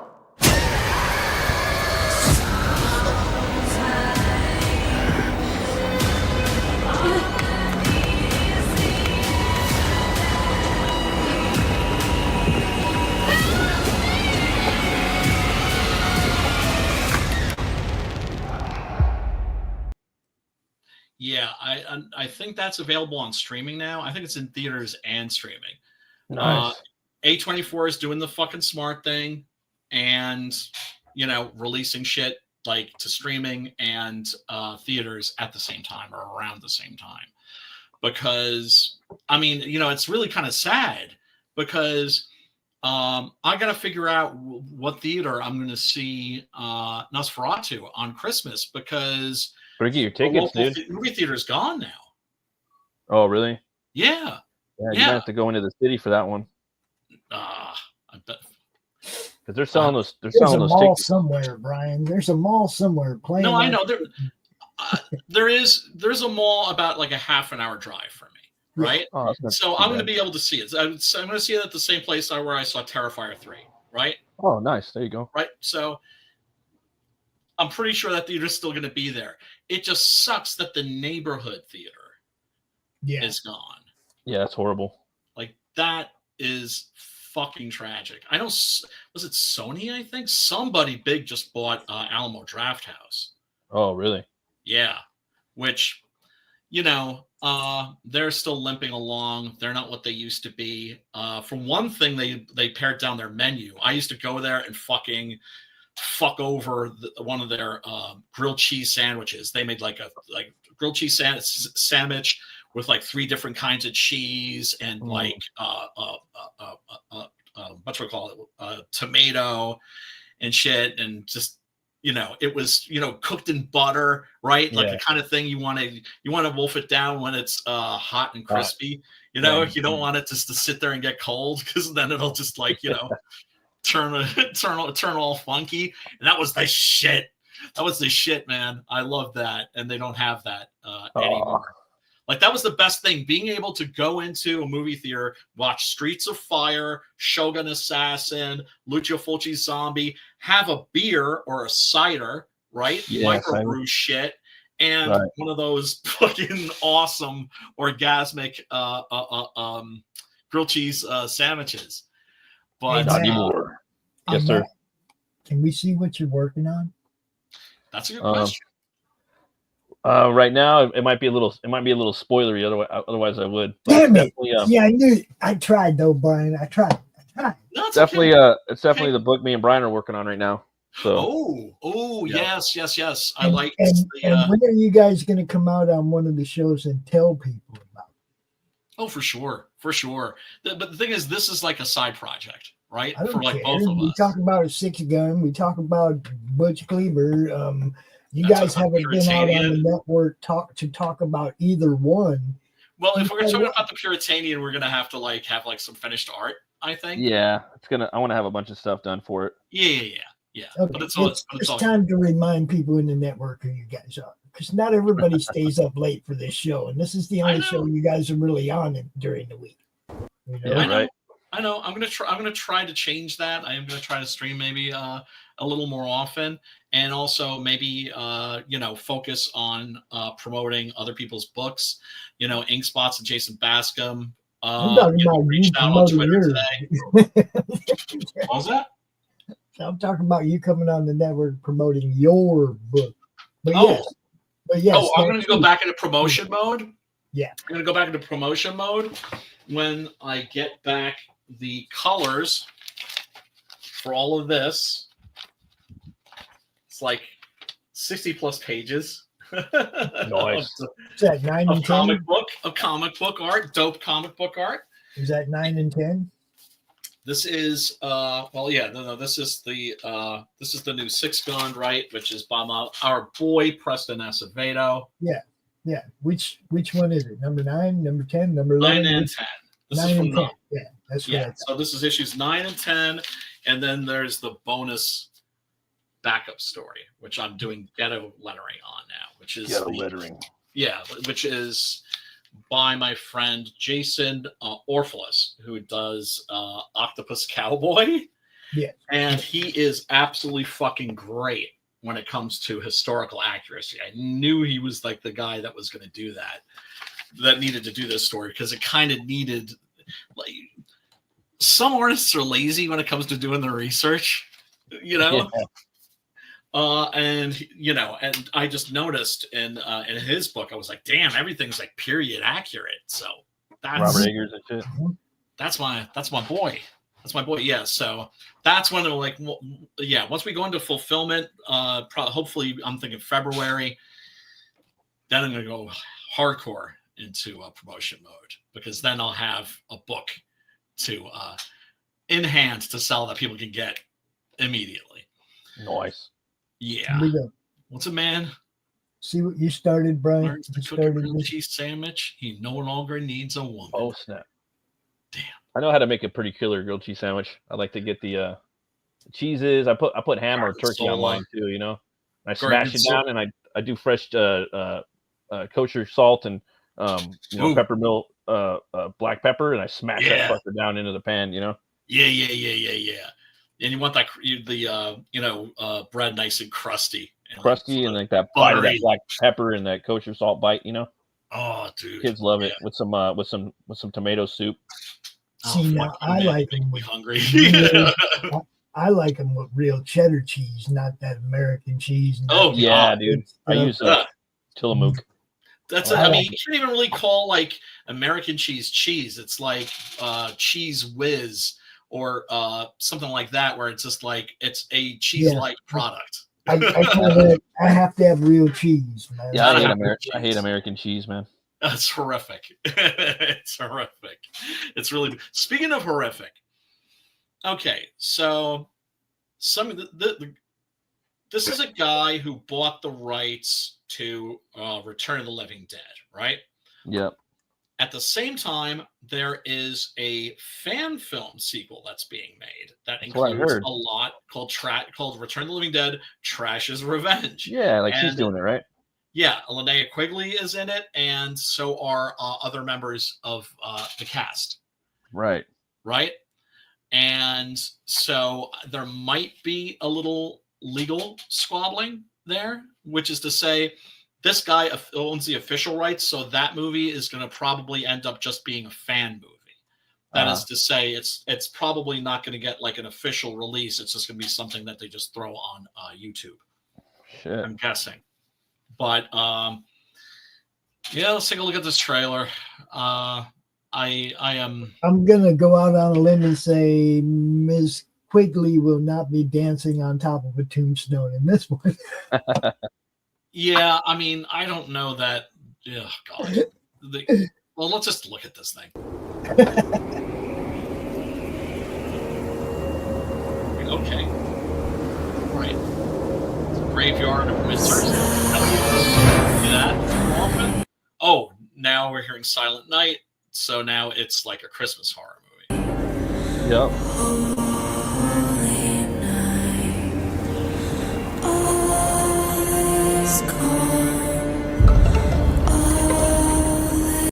Right. So this is set a year after the events of the previous film. So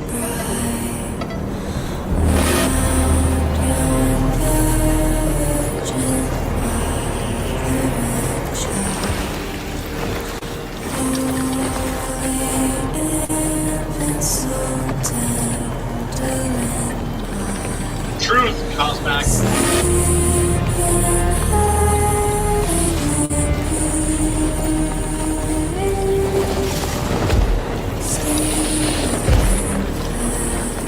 Now this looks. People are saying that this is the Tar Man. Does that look like the Tar Man? Yes, that's Tar Man. See, I can't get a good enough of a look at him, and he's not moving like the Tar Man. He's not moving as cracked out, but it's definitely him. Yeah, I mean, it's not, obviously not the original actor, but you know, the original actor, of course, was a guy who was real thin and was a mime, and so that's how he did that completely insane walk. Yeah, the guy's definitely missing a beat, but I would lay money that's $5. That's Tar Man. Well, yeah, because he's the branding. He's like the icon, you know. So yeah, he's like the he's like basically the feature zombie. And 100%. Yeah, and when you think when you see things that are related to Return of the Living Dead, you're usually going to see a image of him. Of course, his head got fucking knocked across the fucking room. What's Homeboy going to do without a head?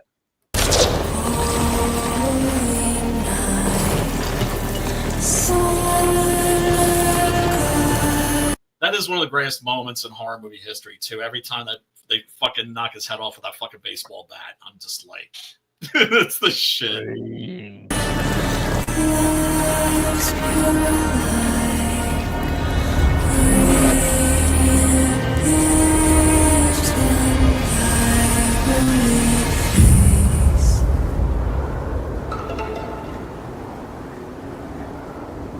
Okay, so Steve Walsh is the guy. I don't know who he is, but he has done 2 movies previously, which I haven't seen, so I can't say if they're good or bad. But the general consensus is that they're hot shit. That they're really hot. Yes, that they're hot garbage. That's like I said. That's just what I'm hearing. Yeah. I think he did a movie called Muck. The fuck? Yeah, and let me look that up really quick. Run a Muck. Yeah. I don't have high hopes. I've got a feeling that this is going to be another ripoff like the Day of the Dead TV series. Or that sucks. Yeah, I mean, you know, yeah, right. Maybe the fan movie will be good. I don't know. Okay, so he's done something called Fog City. It's hard to say, you know. That one movie is like untouchable as far as I'm concerned. Oh yeah, of course. Well, I mean, still the best. Well, I mean, look, I still I'll never forget going to see that on opening night with my friends. We're punks, right? Rocking a fucking Cramps t-shirt, fucking going in there and being worried because I was like, you know, Day of the Dead was coming out the same year. I'm like, damn, are they like fucking with my boy George? And then right immediately you get the mission statement of the movie and it comes right out, right? When James Darren leans forward and says, have you ever seen that movie, Night of the Living Dead? That's the moment where it's like, okay, you just got yourself a pass. Yeah, right. Now you can do anything you want because you're saying this is not a Romero movie. This is not a sequel. Not canon, yeah. This is kind of like its own thing. And of course, it's a classic. It's a fucking awesome movie. It never gets fucking old. It never gets fucking tired. I do wish that they would, I hope they restore some footage. See, that's a thing that AI, I think, is going to be a game changer in, is film restoration, right? Yeah, that'll be pretty cool. Where you could take, right, because there's a lot of footage that where you're just like, oh, it's like video footage. If you splice it in, it's not going to match. They're going to be able to make that shit match. Right. Right? The tracking on it. Yeah. Where it's not going to, and where it's not going to be super labor intensive, where the AI is going to take care of that shit. Yeah, I mean, you know, of course, looking for like Dawn of the Dead. That's a movie that can never get too long for me. It's like they keep adding more footage, keep discovering more footage to Dawn. this. Yeah. and it's all just fat. It's all just like, it doesn't add anything to the movie. It doesn't add anything to the story whatsoever. But Dawn of the Dead, that movie could never be too long. If there were like a 6-8 hour cut, of course I'd be all over that shit. It could never be long enough, man. So I'm hoping that, I mean, they're discovering things in Romero's vault. We still haven't seen that 3-hour copy of Martin, though. Oh yeah, that'd be pretty. And we know that's pretty long. we know it exists, which is great. I mean, they found it. I mean, Romero said he knew it existed. He just couldn't. That was his favorite, right? Martin was his favorite movie, I think. Right? I think so. Yeah. Yeah. And like, just as a pure filmmaker, and it's definitely his most personal. That's for sure. It's arguably his best, but of course, I got a special place in my heart for Night and Dawn, and of course, Day too. But Day is like, a couple rungs. I think time has treated that movie very, very well, but it's just kind of like Night of the Living Dead, boom, game changer, right? Yeah. Dawn of the Dead, boom, game changer, right? And then Day of the Dead, awesome horror movie. Yeah, yeah. Right? Where it's just like, homeboy, knocks it out of the park 2 times, and then he hits a triple. Yeah. And you're like, oh, man. What happened? And then me, I like my Land of the Dead director's cut. We ain't going to go there. So we ain't going to go there. Mean, it's better. It's better than the theatrical version. Look, I like Land of the Dead. I like it because I just look at that movie and I'm just, there's so much wasted potential. Get all these characters. Dope. You get all these characters. All-star cast too, Yeah, but I mean, it's like you get all these characters together. They're supposed to go on a mission, and then they don't do anything, and nothing happens. Yeah, definitely. Yeah, 28 weeks later, man, the trailer's pretty dope. Oh, I almost showed that last night too, but it got kind of late. I had it already like loaded up and everything, but let me grab that shit real. That dude's got Craven out right now. He's got Nosferatu coming up. He's got a bunch of shit. What Aaron Taylor Johnson? Yeah, it's like Craven's not doing too well. I actually wanted to go see Craven, but I got yanked from theaters, dude. From like a third of the theaters, I think. It's not going to do well, but it looked like a fun movie. Definitely not like the comics, but it looked like it'd be fun. Yeah. Well, I mean, like you know me, like I was just not feeling it whatsoever because I'm just like, this is going to be like Morbius or something like that. It's a Sony Spider-Man movie without Spider-Man. It's a Spider-Man villain movie. And it's like the Clayface thing, Oh, that's right. Yeah. God, who is that again? It's Flanagan. Mike Flanagan, and who I like a lot. Right. It's just I'm kind of like, it's just we'll see. We'll see. Mike Flanagan's really good. It's just like I'm not completely sold on the idea of a Clayface movie. Like I think there are other villains that are way more interesting. Other Batman are way the more. Movie.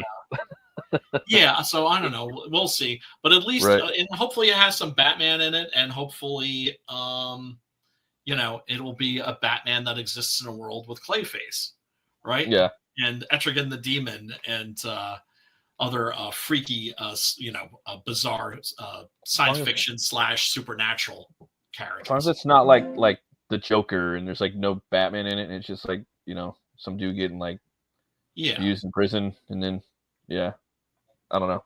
That's lame. Joker was stupid. Are you talking about Monet and Do, or are you talking about the first one? Yeah, both of them sucked, as far as I'm concerned. I mean, it's fucking both. Stupid.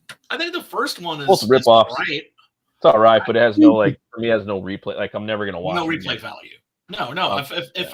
If I want to watch the Joker movie again, I'll just watch Taxi Driver and The King of Comedy. Yeah, or you can watch Falling Down. Seems better than all 5 of them put together. if I want to see the Joker, I'm going to watch either the Jack Nicholson Joker or the Heath Ledger Joker. Yeah, That's pretty all. much. Or, you know, I haven't done 'em right great either. original Caesar. Yeah, That's man. the only Joker three right, I'm man. going to watch, right? Wouldn't shave his stash, man. Wouldn't shave his stash. If you look closely, you can see that he put white makeup over his stash. Yep. They could It's never a get him proud right. Spaniard. Made like 20 fucking Jokers and they still can't get him right. And even I the know. new one they got coming out with was it Barry Keoghan or whatever for Reeves's verse? He still like isn't there, you know. I think Jack did it great. Jack did it great in a homage to Cesar, and Heath did it great by not ruining it and making it his own. Yes, Yeah. yes, that's the best. That's the best Joker that we've gotten. He's the closest one to the comics as far as I'm concerned. Nicholson, And you know. thank goodness, fucking Jared Leto's fucking Joker bombed and is like I didn't like that Joker. generally regarded as like the worst ever. I didn't like that one. Well, they were trying to turn him into their version of Loki, right? Because like all the girls had gone crazy over Tom Hiddleston's Loki, right? Oh, he's not evil; he's just misunderstood. So they got a male model, which is what Jared Leto is. He's not an actor, right? And put him in there, and of course, shocker, he sucked. Yeah, don't cast a male model as the Joker. You know what I mean? Cast somebody that actually has some chops. If you put Jared Leto in little tiny parts, you put him in American Psycho as Paul Owen, or you put him in Fight Club, right? He's perfectly fine. Dallas Buyers Club, where he got an Oscar for. Then you might be okay. The Joker ain't supposed to be. All right, Brian. That hurt. I think he won an Oscar. I think he won an Oscar for being a male for his looks, quite frankly. The Joker ain't supposed to be. Sorry, Brian. I'm serious. Look, the Joker ain't supposed to be a sex symbol, though. He cut his face, he cut his smile, right? I mean, he's not supposed to. He's not, dude. He's a fucking goblin, bro. He's a goblin clown. He's got a big fucking goblin nose. That's how he's supposed to look. Still haven't got it yet. Hire Adrian Brody. That's why it takes a psycho like Harley to be in love with him, right? Yeah. Because no, he's not a sex symbol, people. No, but he's a gangster with a gimmick, is what he is. The gangster, and most of the Batman villains basically are gangsters with gimmicks. Yeah, circus villains. Yep. Let's take a look at this. I am psyched. When I heard that this was happening, I was psyched. Now it's here. Screenplay by the original writer, Alex Garland, and Danny Boyle returning to direct. So this is the people who gave us the original. Teletubbies. Wait, sit here. Auntie, what's going on? Jimmy, sit still, keep quiet, and do not move from this spot. So clearly, society or humanity has found a way to survive, but evidently the infected are still out there. And I think maybe the virus is mutated in some way. Some people are saying that there's zombies, but I don't think they're zombies.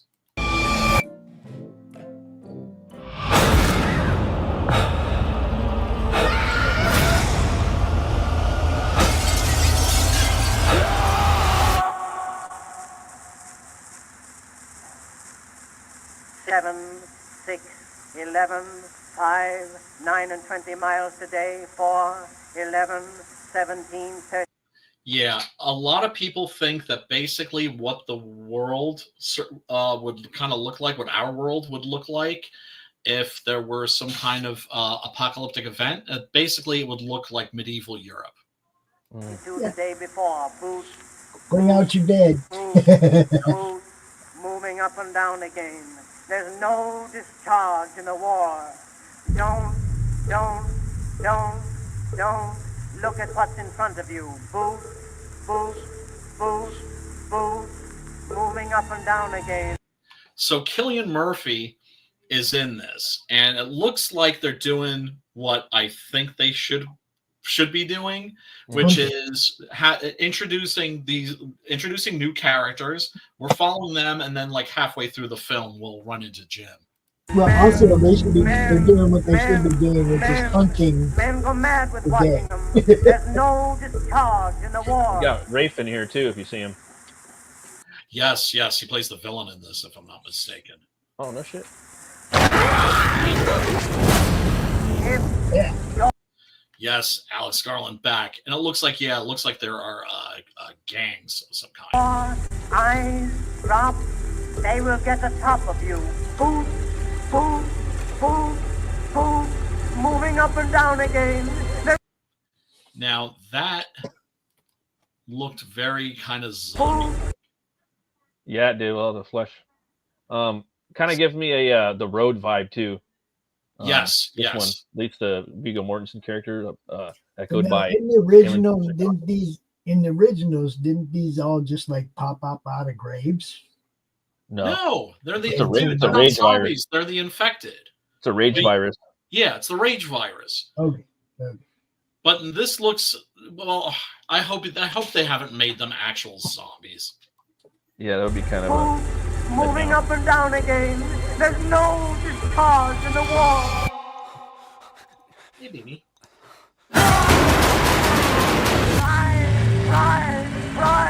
Right. Think of something different.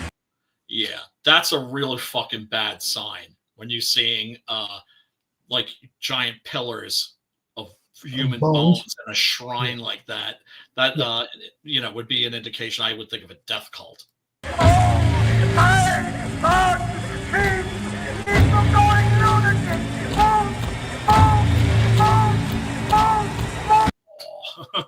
Well, that guy has cancer in real life, I believe. It's a real cancer no guy. way. Someone with like a bone disease. Oh Jesus! Oh, that's horrible to hear. Yeah, a lot of people the internet suddenly exploded when they saw this image. Yeah. Because they were like, "Oh, it's Cillian Murphy." Yeah, it's not. They showed the real guy. Yeah, it's not right because that's sort of how Jim looked at the beginning of 28 Days Later, right, where he was all emaciated because he'd been in the hospital in a coma. I'm gonna go see this movie for sure. Oh yeah, no, I am beyond psyched for this. Yeah, man. Been waiting. Yeah, no, this has been on my wanted list for a long time. There's no discharge in the war. 7, 6, 11, 5, 4, 17, 32. The day. I mean, like, so what if they evolve? Like, they just get a little smarter, and then but they still have this rage power. Okay. And they get somewhat tribal, and then maybe they become cannibals. So at that point, they're not really zombies, but they're cannibalistic infected. I'm thinking like the gangs are survivors. They're like human beings. Oh yeah, for sure. Yeah. Because of course there are going to be some people that are going to be. You're going to have all these different communes, basically. It's just like Walking Dead and every post-apocalyptic shit. Right. But you're also going to have some people who are dangerous, and you're going to have some people like some death cults, definitely religious cults, and that sort of a thing, doomsday cults, right? I hope. I mean, that's what like my brain populated. Didn't even think about it. Like it's like that's what it is. But I'm hoping that's not everything. You know what I mean? Like that's what I'm saying. Hopefully they toss us something new. Like okay, well they've evolved. They're not zombies, but maybe there's also the infected out there where they have their own cults, and they also or just like with Land, you already got the guy that's working at the gas station. He's already evolved a bit. 28 years. Daddy. You know what I mean? Yeah. Daddy. This is a total non sequitur coming totally out of my ass, but I just feel the need to share it. I remember watching one of those tattoo shows. Remember they had these tattoo shows? Yeah, LA Ink and shit. Yeah, and so I was watching one with my girlfriend, and because she watched a lot of that fucking reality TV crap, and that was like the one show I actually found kind of interesting because people coming in, they're getting inked, and everybody has a story, right? Right. And so this woman was getting Big Daddy tattooed on her back, and I was thinking, how great would it be if he then drew Big Daddy from Land of the Dead. Yeah, that'd be cool. The Big Daddy. She looked in the mirror. Big Daddy on her fucking back. What I liked about Land of the Dead, it felt like what if John Carpenter did a zombie movie, but like they almost got there, Like it has all the toys. You know what I mean? Also, another one that was like that, what I really liked was Doomsday. You know, that was also I love like, Doomsday. what if I John love Carpenter made a Doomsday. zombie movie where you got all the Yeah, toys, you got the military stuff, you got the aliens, you know, like commando You got shit. your escape.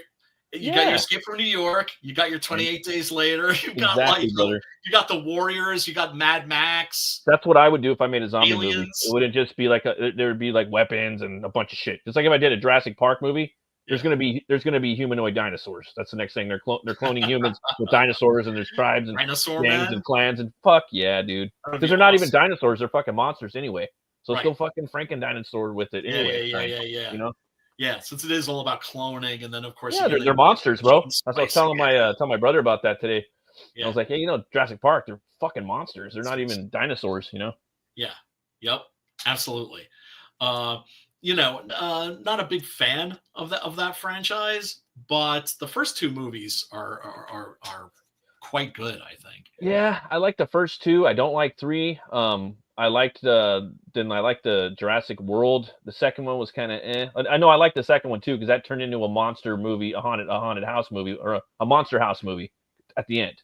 Turned into a monster house because they have all the dinosaurs in a house, a gigantic mansion, in the black market. People are buying them there, and Oh, that sounds cool. So the last half of the movie's dope. And then I didn't see the last 2, so I really want to. I want to watch the last 2. No, I like it. That's where I'd take it. You know. I'm all into like, you know, I like the whole like gangs in New York and warrior stuff and clan fights and stuff like that. You know, it's always cool. Yeah, man. So there's going to be some of that in 28 years later. Yeah, for sure.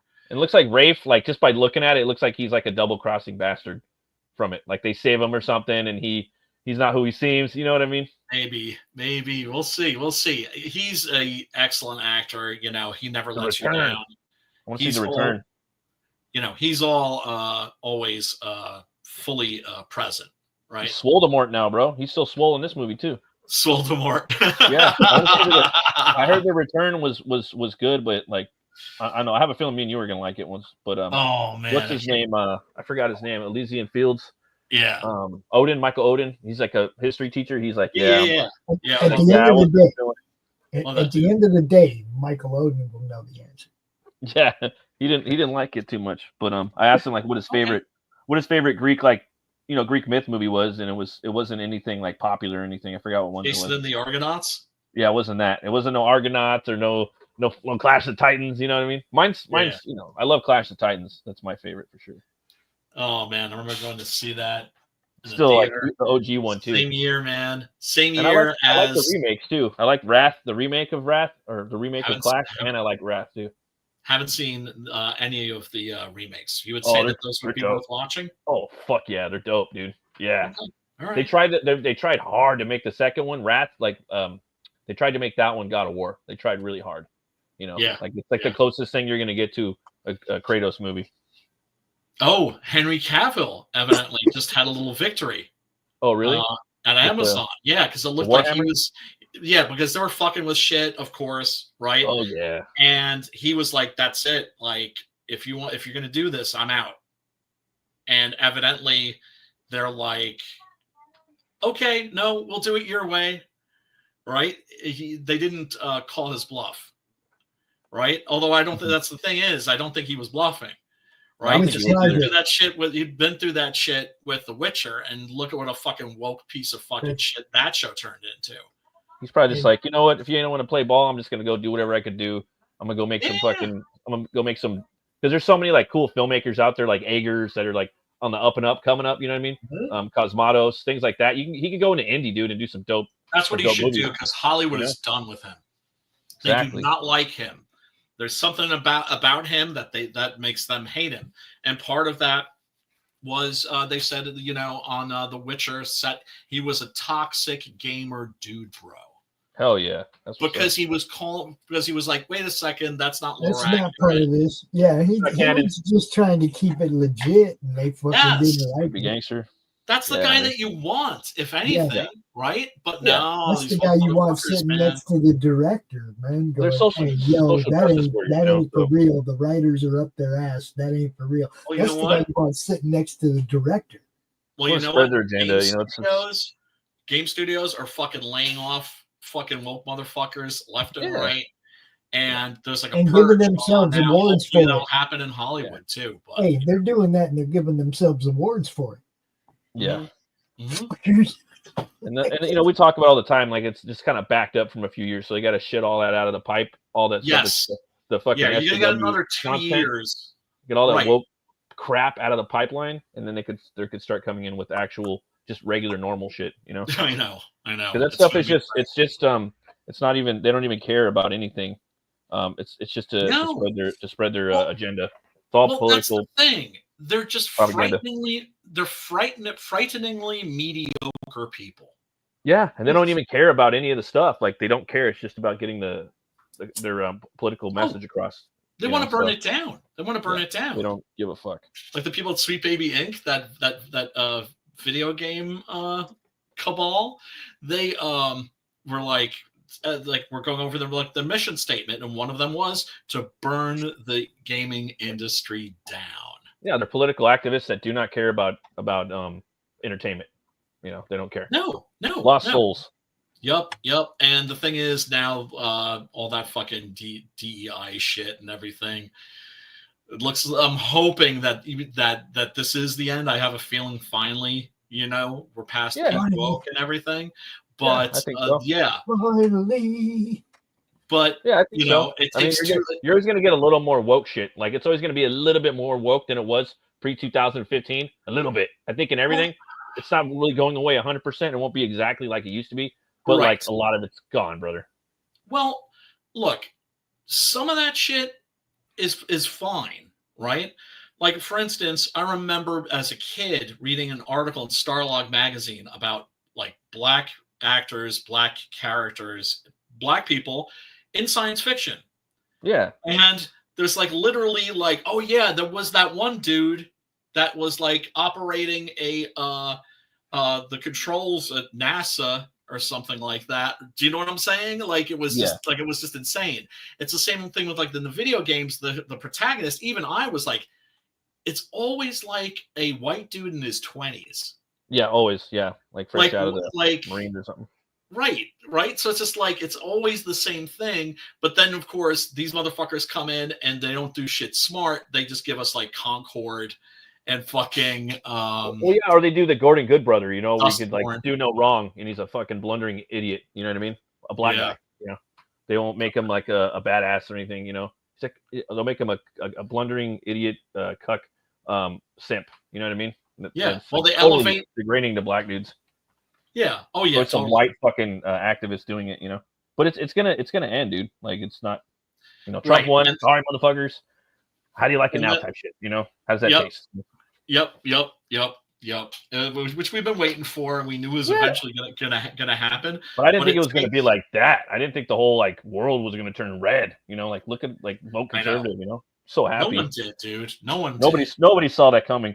Oh, you know what? I saw that come. No, you fucking did it. Nobody saw it coming. Nobody fucking knew that many people. I don't care who you are, or like in politics. Nobody saw that coming. Nah, fuck no. Hell no. I was like, whoa.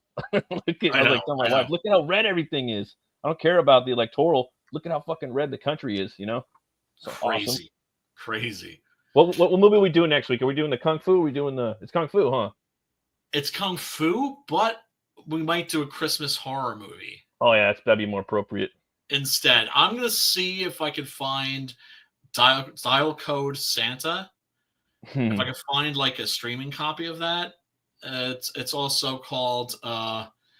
It's got a bunch of different titles. That's the movie. It's like a French horror movie, a Christmas horror movie. That a lot of people think was the basis for Home Alone. No shit. Yeah. Did you see Krampus, like the big budget one from Universal? Yes. Did you like it or? I liked it. Yeah, I like it too, man. Liked it. Good. Right. It was aight. Yeah. I like it. And I love the Krampus design was sick in that like it was like a demon that was like wearing a human mask, like fucking Leatherface. Yeah, totally. You guys know there's a couple different levels of movies, like love of movies. Sometimes you'll come across it halfway through and you're going to watch it to the end, right? Because it's a movie you love. No matter where you come in, you're going to watch it to the end because it's a movie you love. Then there's those movies that have those scenes that if you catch it right before that scene or during that scene, you're going to watch that scene out before you change channel, right? Before you go looking for something else, right? So there's different levels of love for movies, but there's love of scenes too, man, that are just like, okay, anytime I click that movie, if I get it before that scene comes up, I'm gonna watch that scene. I mean, now you got streaming, you can just go right to it, fast forward to that scene and watch it if you want to, but that takes the fun out of the clicker. I still like the clicker, I go on Roku and I just go, wow, there's so much shit to watch. What about there really is. And you use the clicker. You click down. Oh, that looks cool. Watch that for a minute. Oh yeah, you come in right at the perfect part. That's what I mean. That's a great thing about horror. That's a great thing about horror too, is that you can watch a shitty horror movie, but it could have a scene or a moment in it that's just like that's what I mean. That's what I mean. There are those scenes. There are those scenes that you love, even if you don't care too much for the movie.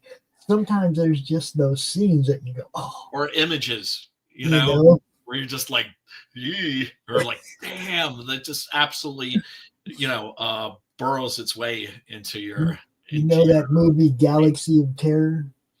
Yeah, boy. Yeah, remember when it first came out? Was that like the 70s or something? Aaron Moore's 70s or 80s, right? Late 80s. And she get like squeezed in half by a squished tentacle or something. Yeah, like okay.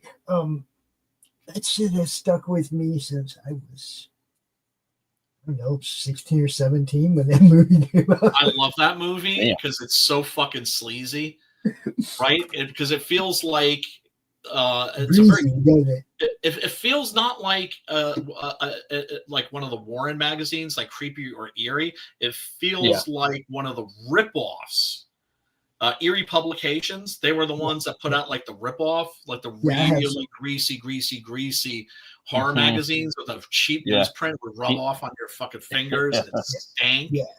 To me, that's what Galaxy of Terror is. It's like one of those comic books. Dude, that scene, just because it was Joni, right? Look, it's Joni from Happy Days. Ooh, she's in the shit. Ooh, look, squish. No. Well, there's certain shit that's just funny in context. For instance, there's what's his face? Curly Joe Dorita, right? He was like the one Curly that looked like Curly. Right. Wasn't Curly. Right. And I saw him in a Western, and he plays a guy that's supposed to be the hangman. And, and he's going to fucking measure this guy, but it turns out that he's an outlaw and he's there to rescue his friend. And in the process, he gets shot in the head. And so he's like lying there with a bullet hole in his head. And you're just like, oh man, Curly Joe has seen better fucking days. He could survive like a fucking pickaxe to the small of his back. It would just wrinkle up, but that fucking bullet, man, fucking caught him in the right spot. Was it also John Boy Walton that was in that movie?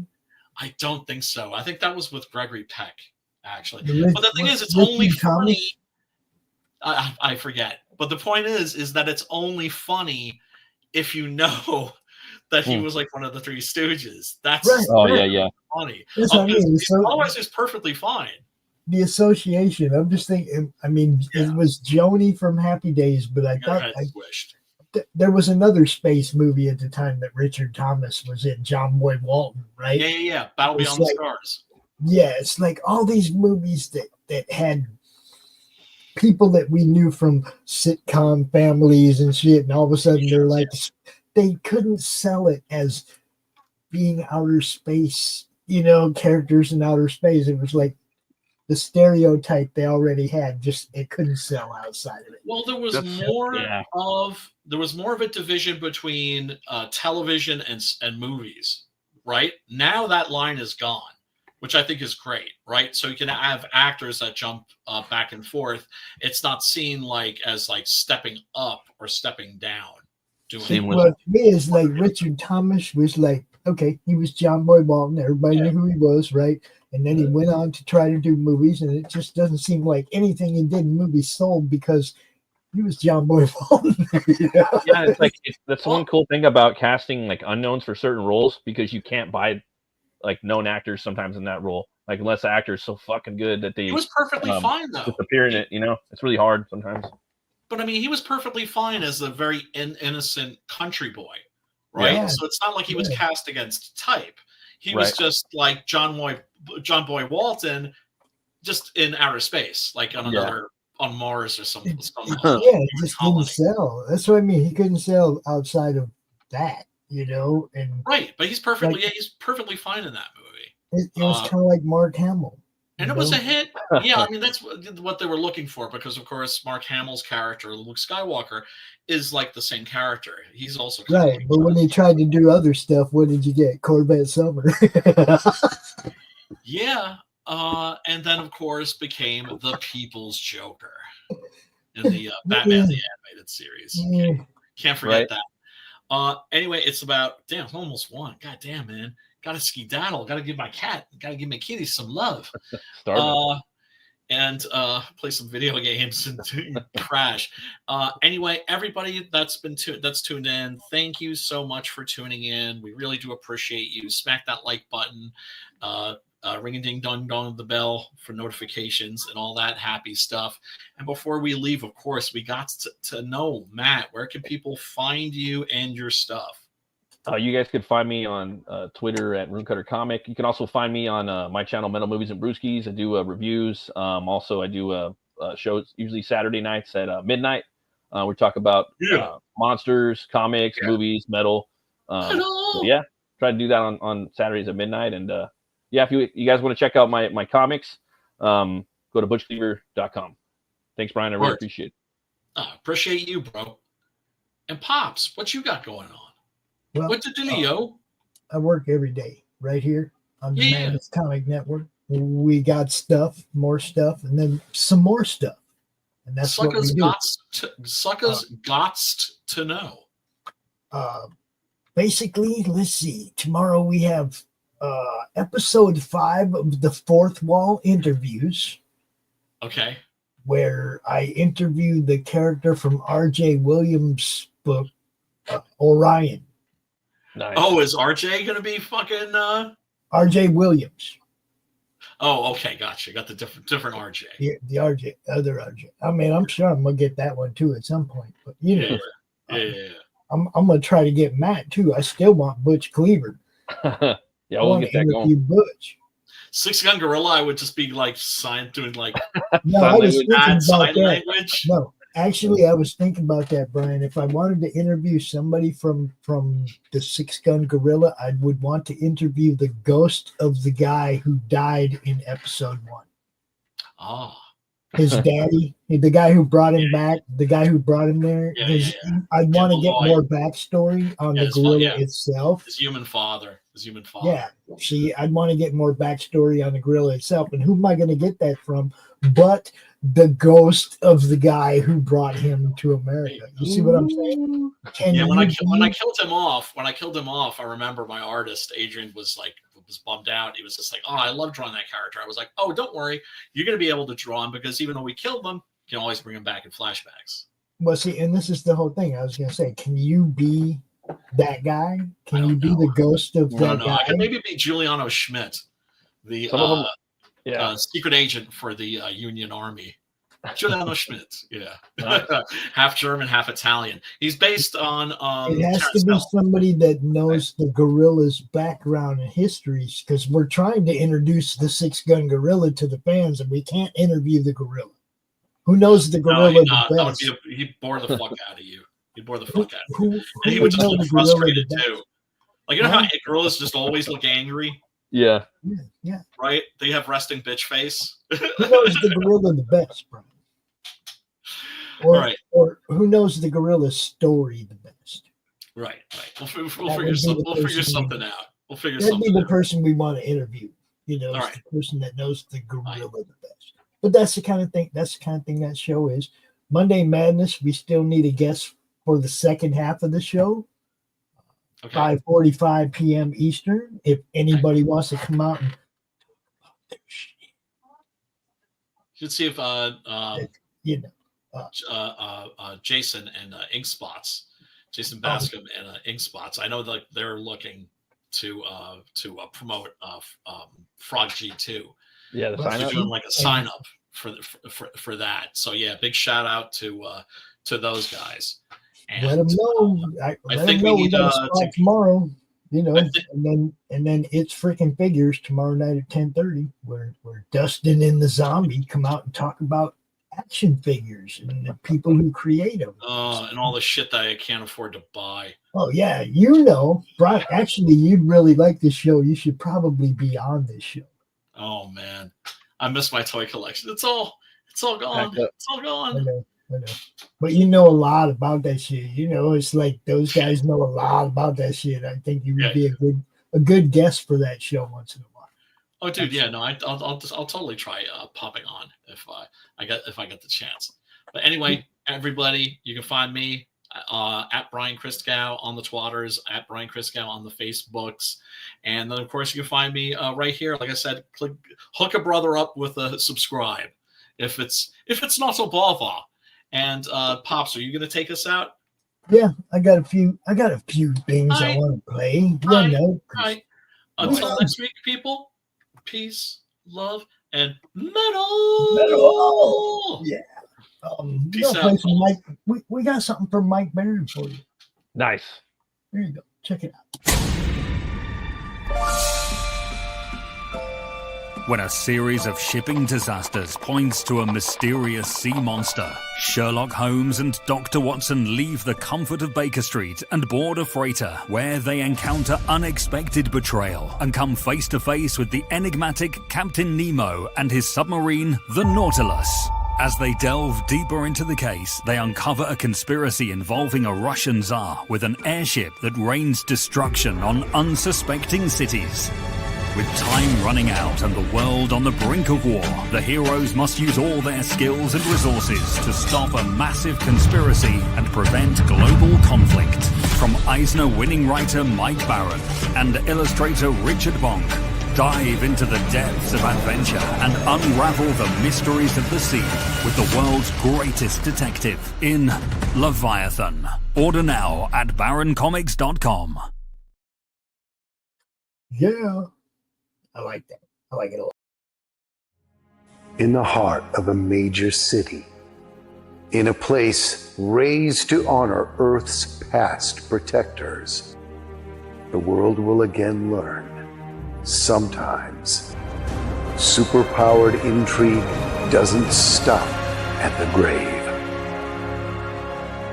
Galaxy Memorial Park, Volume 1, beginning crowdfunding Memorial Day 2025.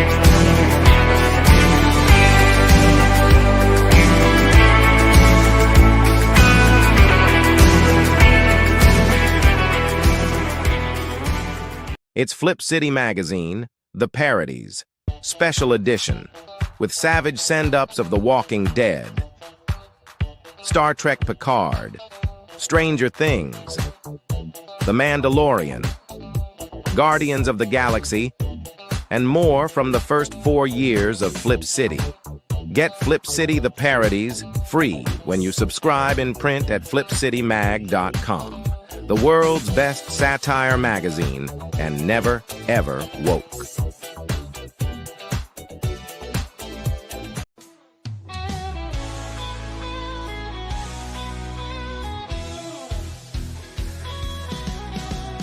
Click on the tube and feel the vibe. Every show you crave right here live. Heroes and villains clash in the night. Madness Comic Network sets it right.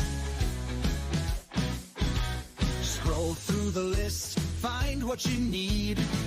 Epic battles and fast-paced speed. From capes to cosmic space delight. Tune in and watch your favorites ignite. On Facebook, share the thrill so grand. On X, the buzz across the land.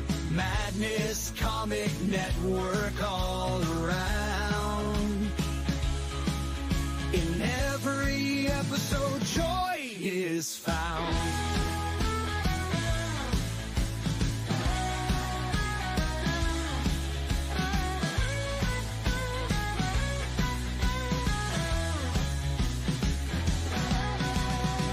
Uploads, they never end. Superheroes and their friends. Catch every twist and every turn. Madness Comic, you will yearn. Stay up to date with every twist. Madness Comic, don't miss a gist. From laughter to tears, every mood. Madness Comic sets the groove. Click that button and subscribe. Catch the wave and ride the tide. Join the fun, join the craze. Madness Comic brightens days. Hey!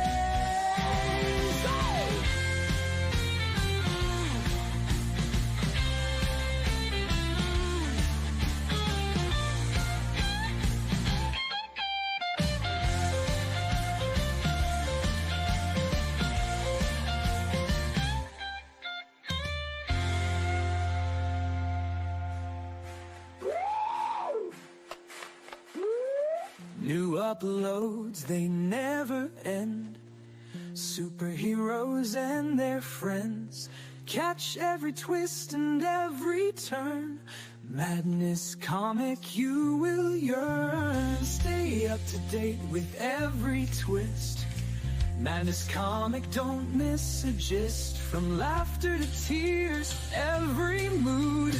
Madness Comic sets the groove.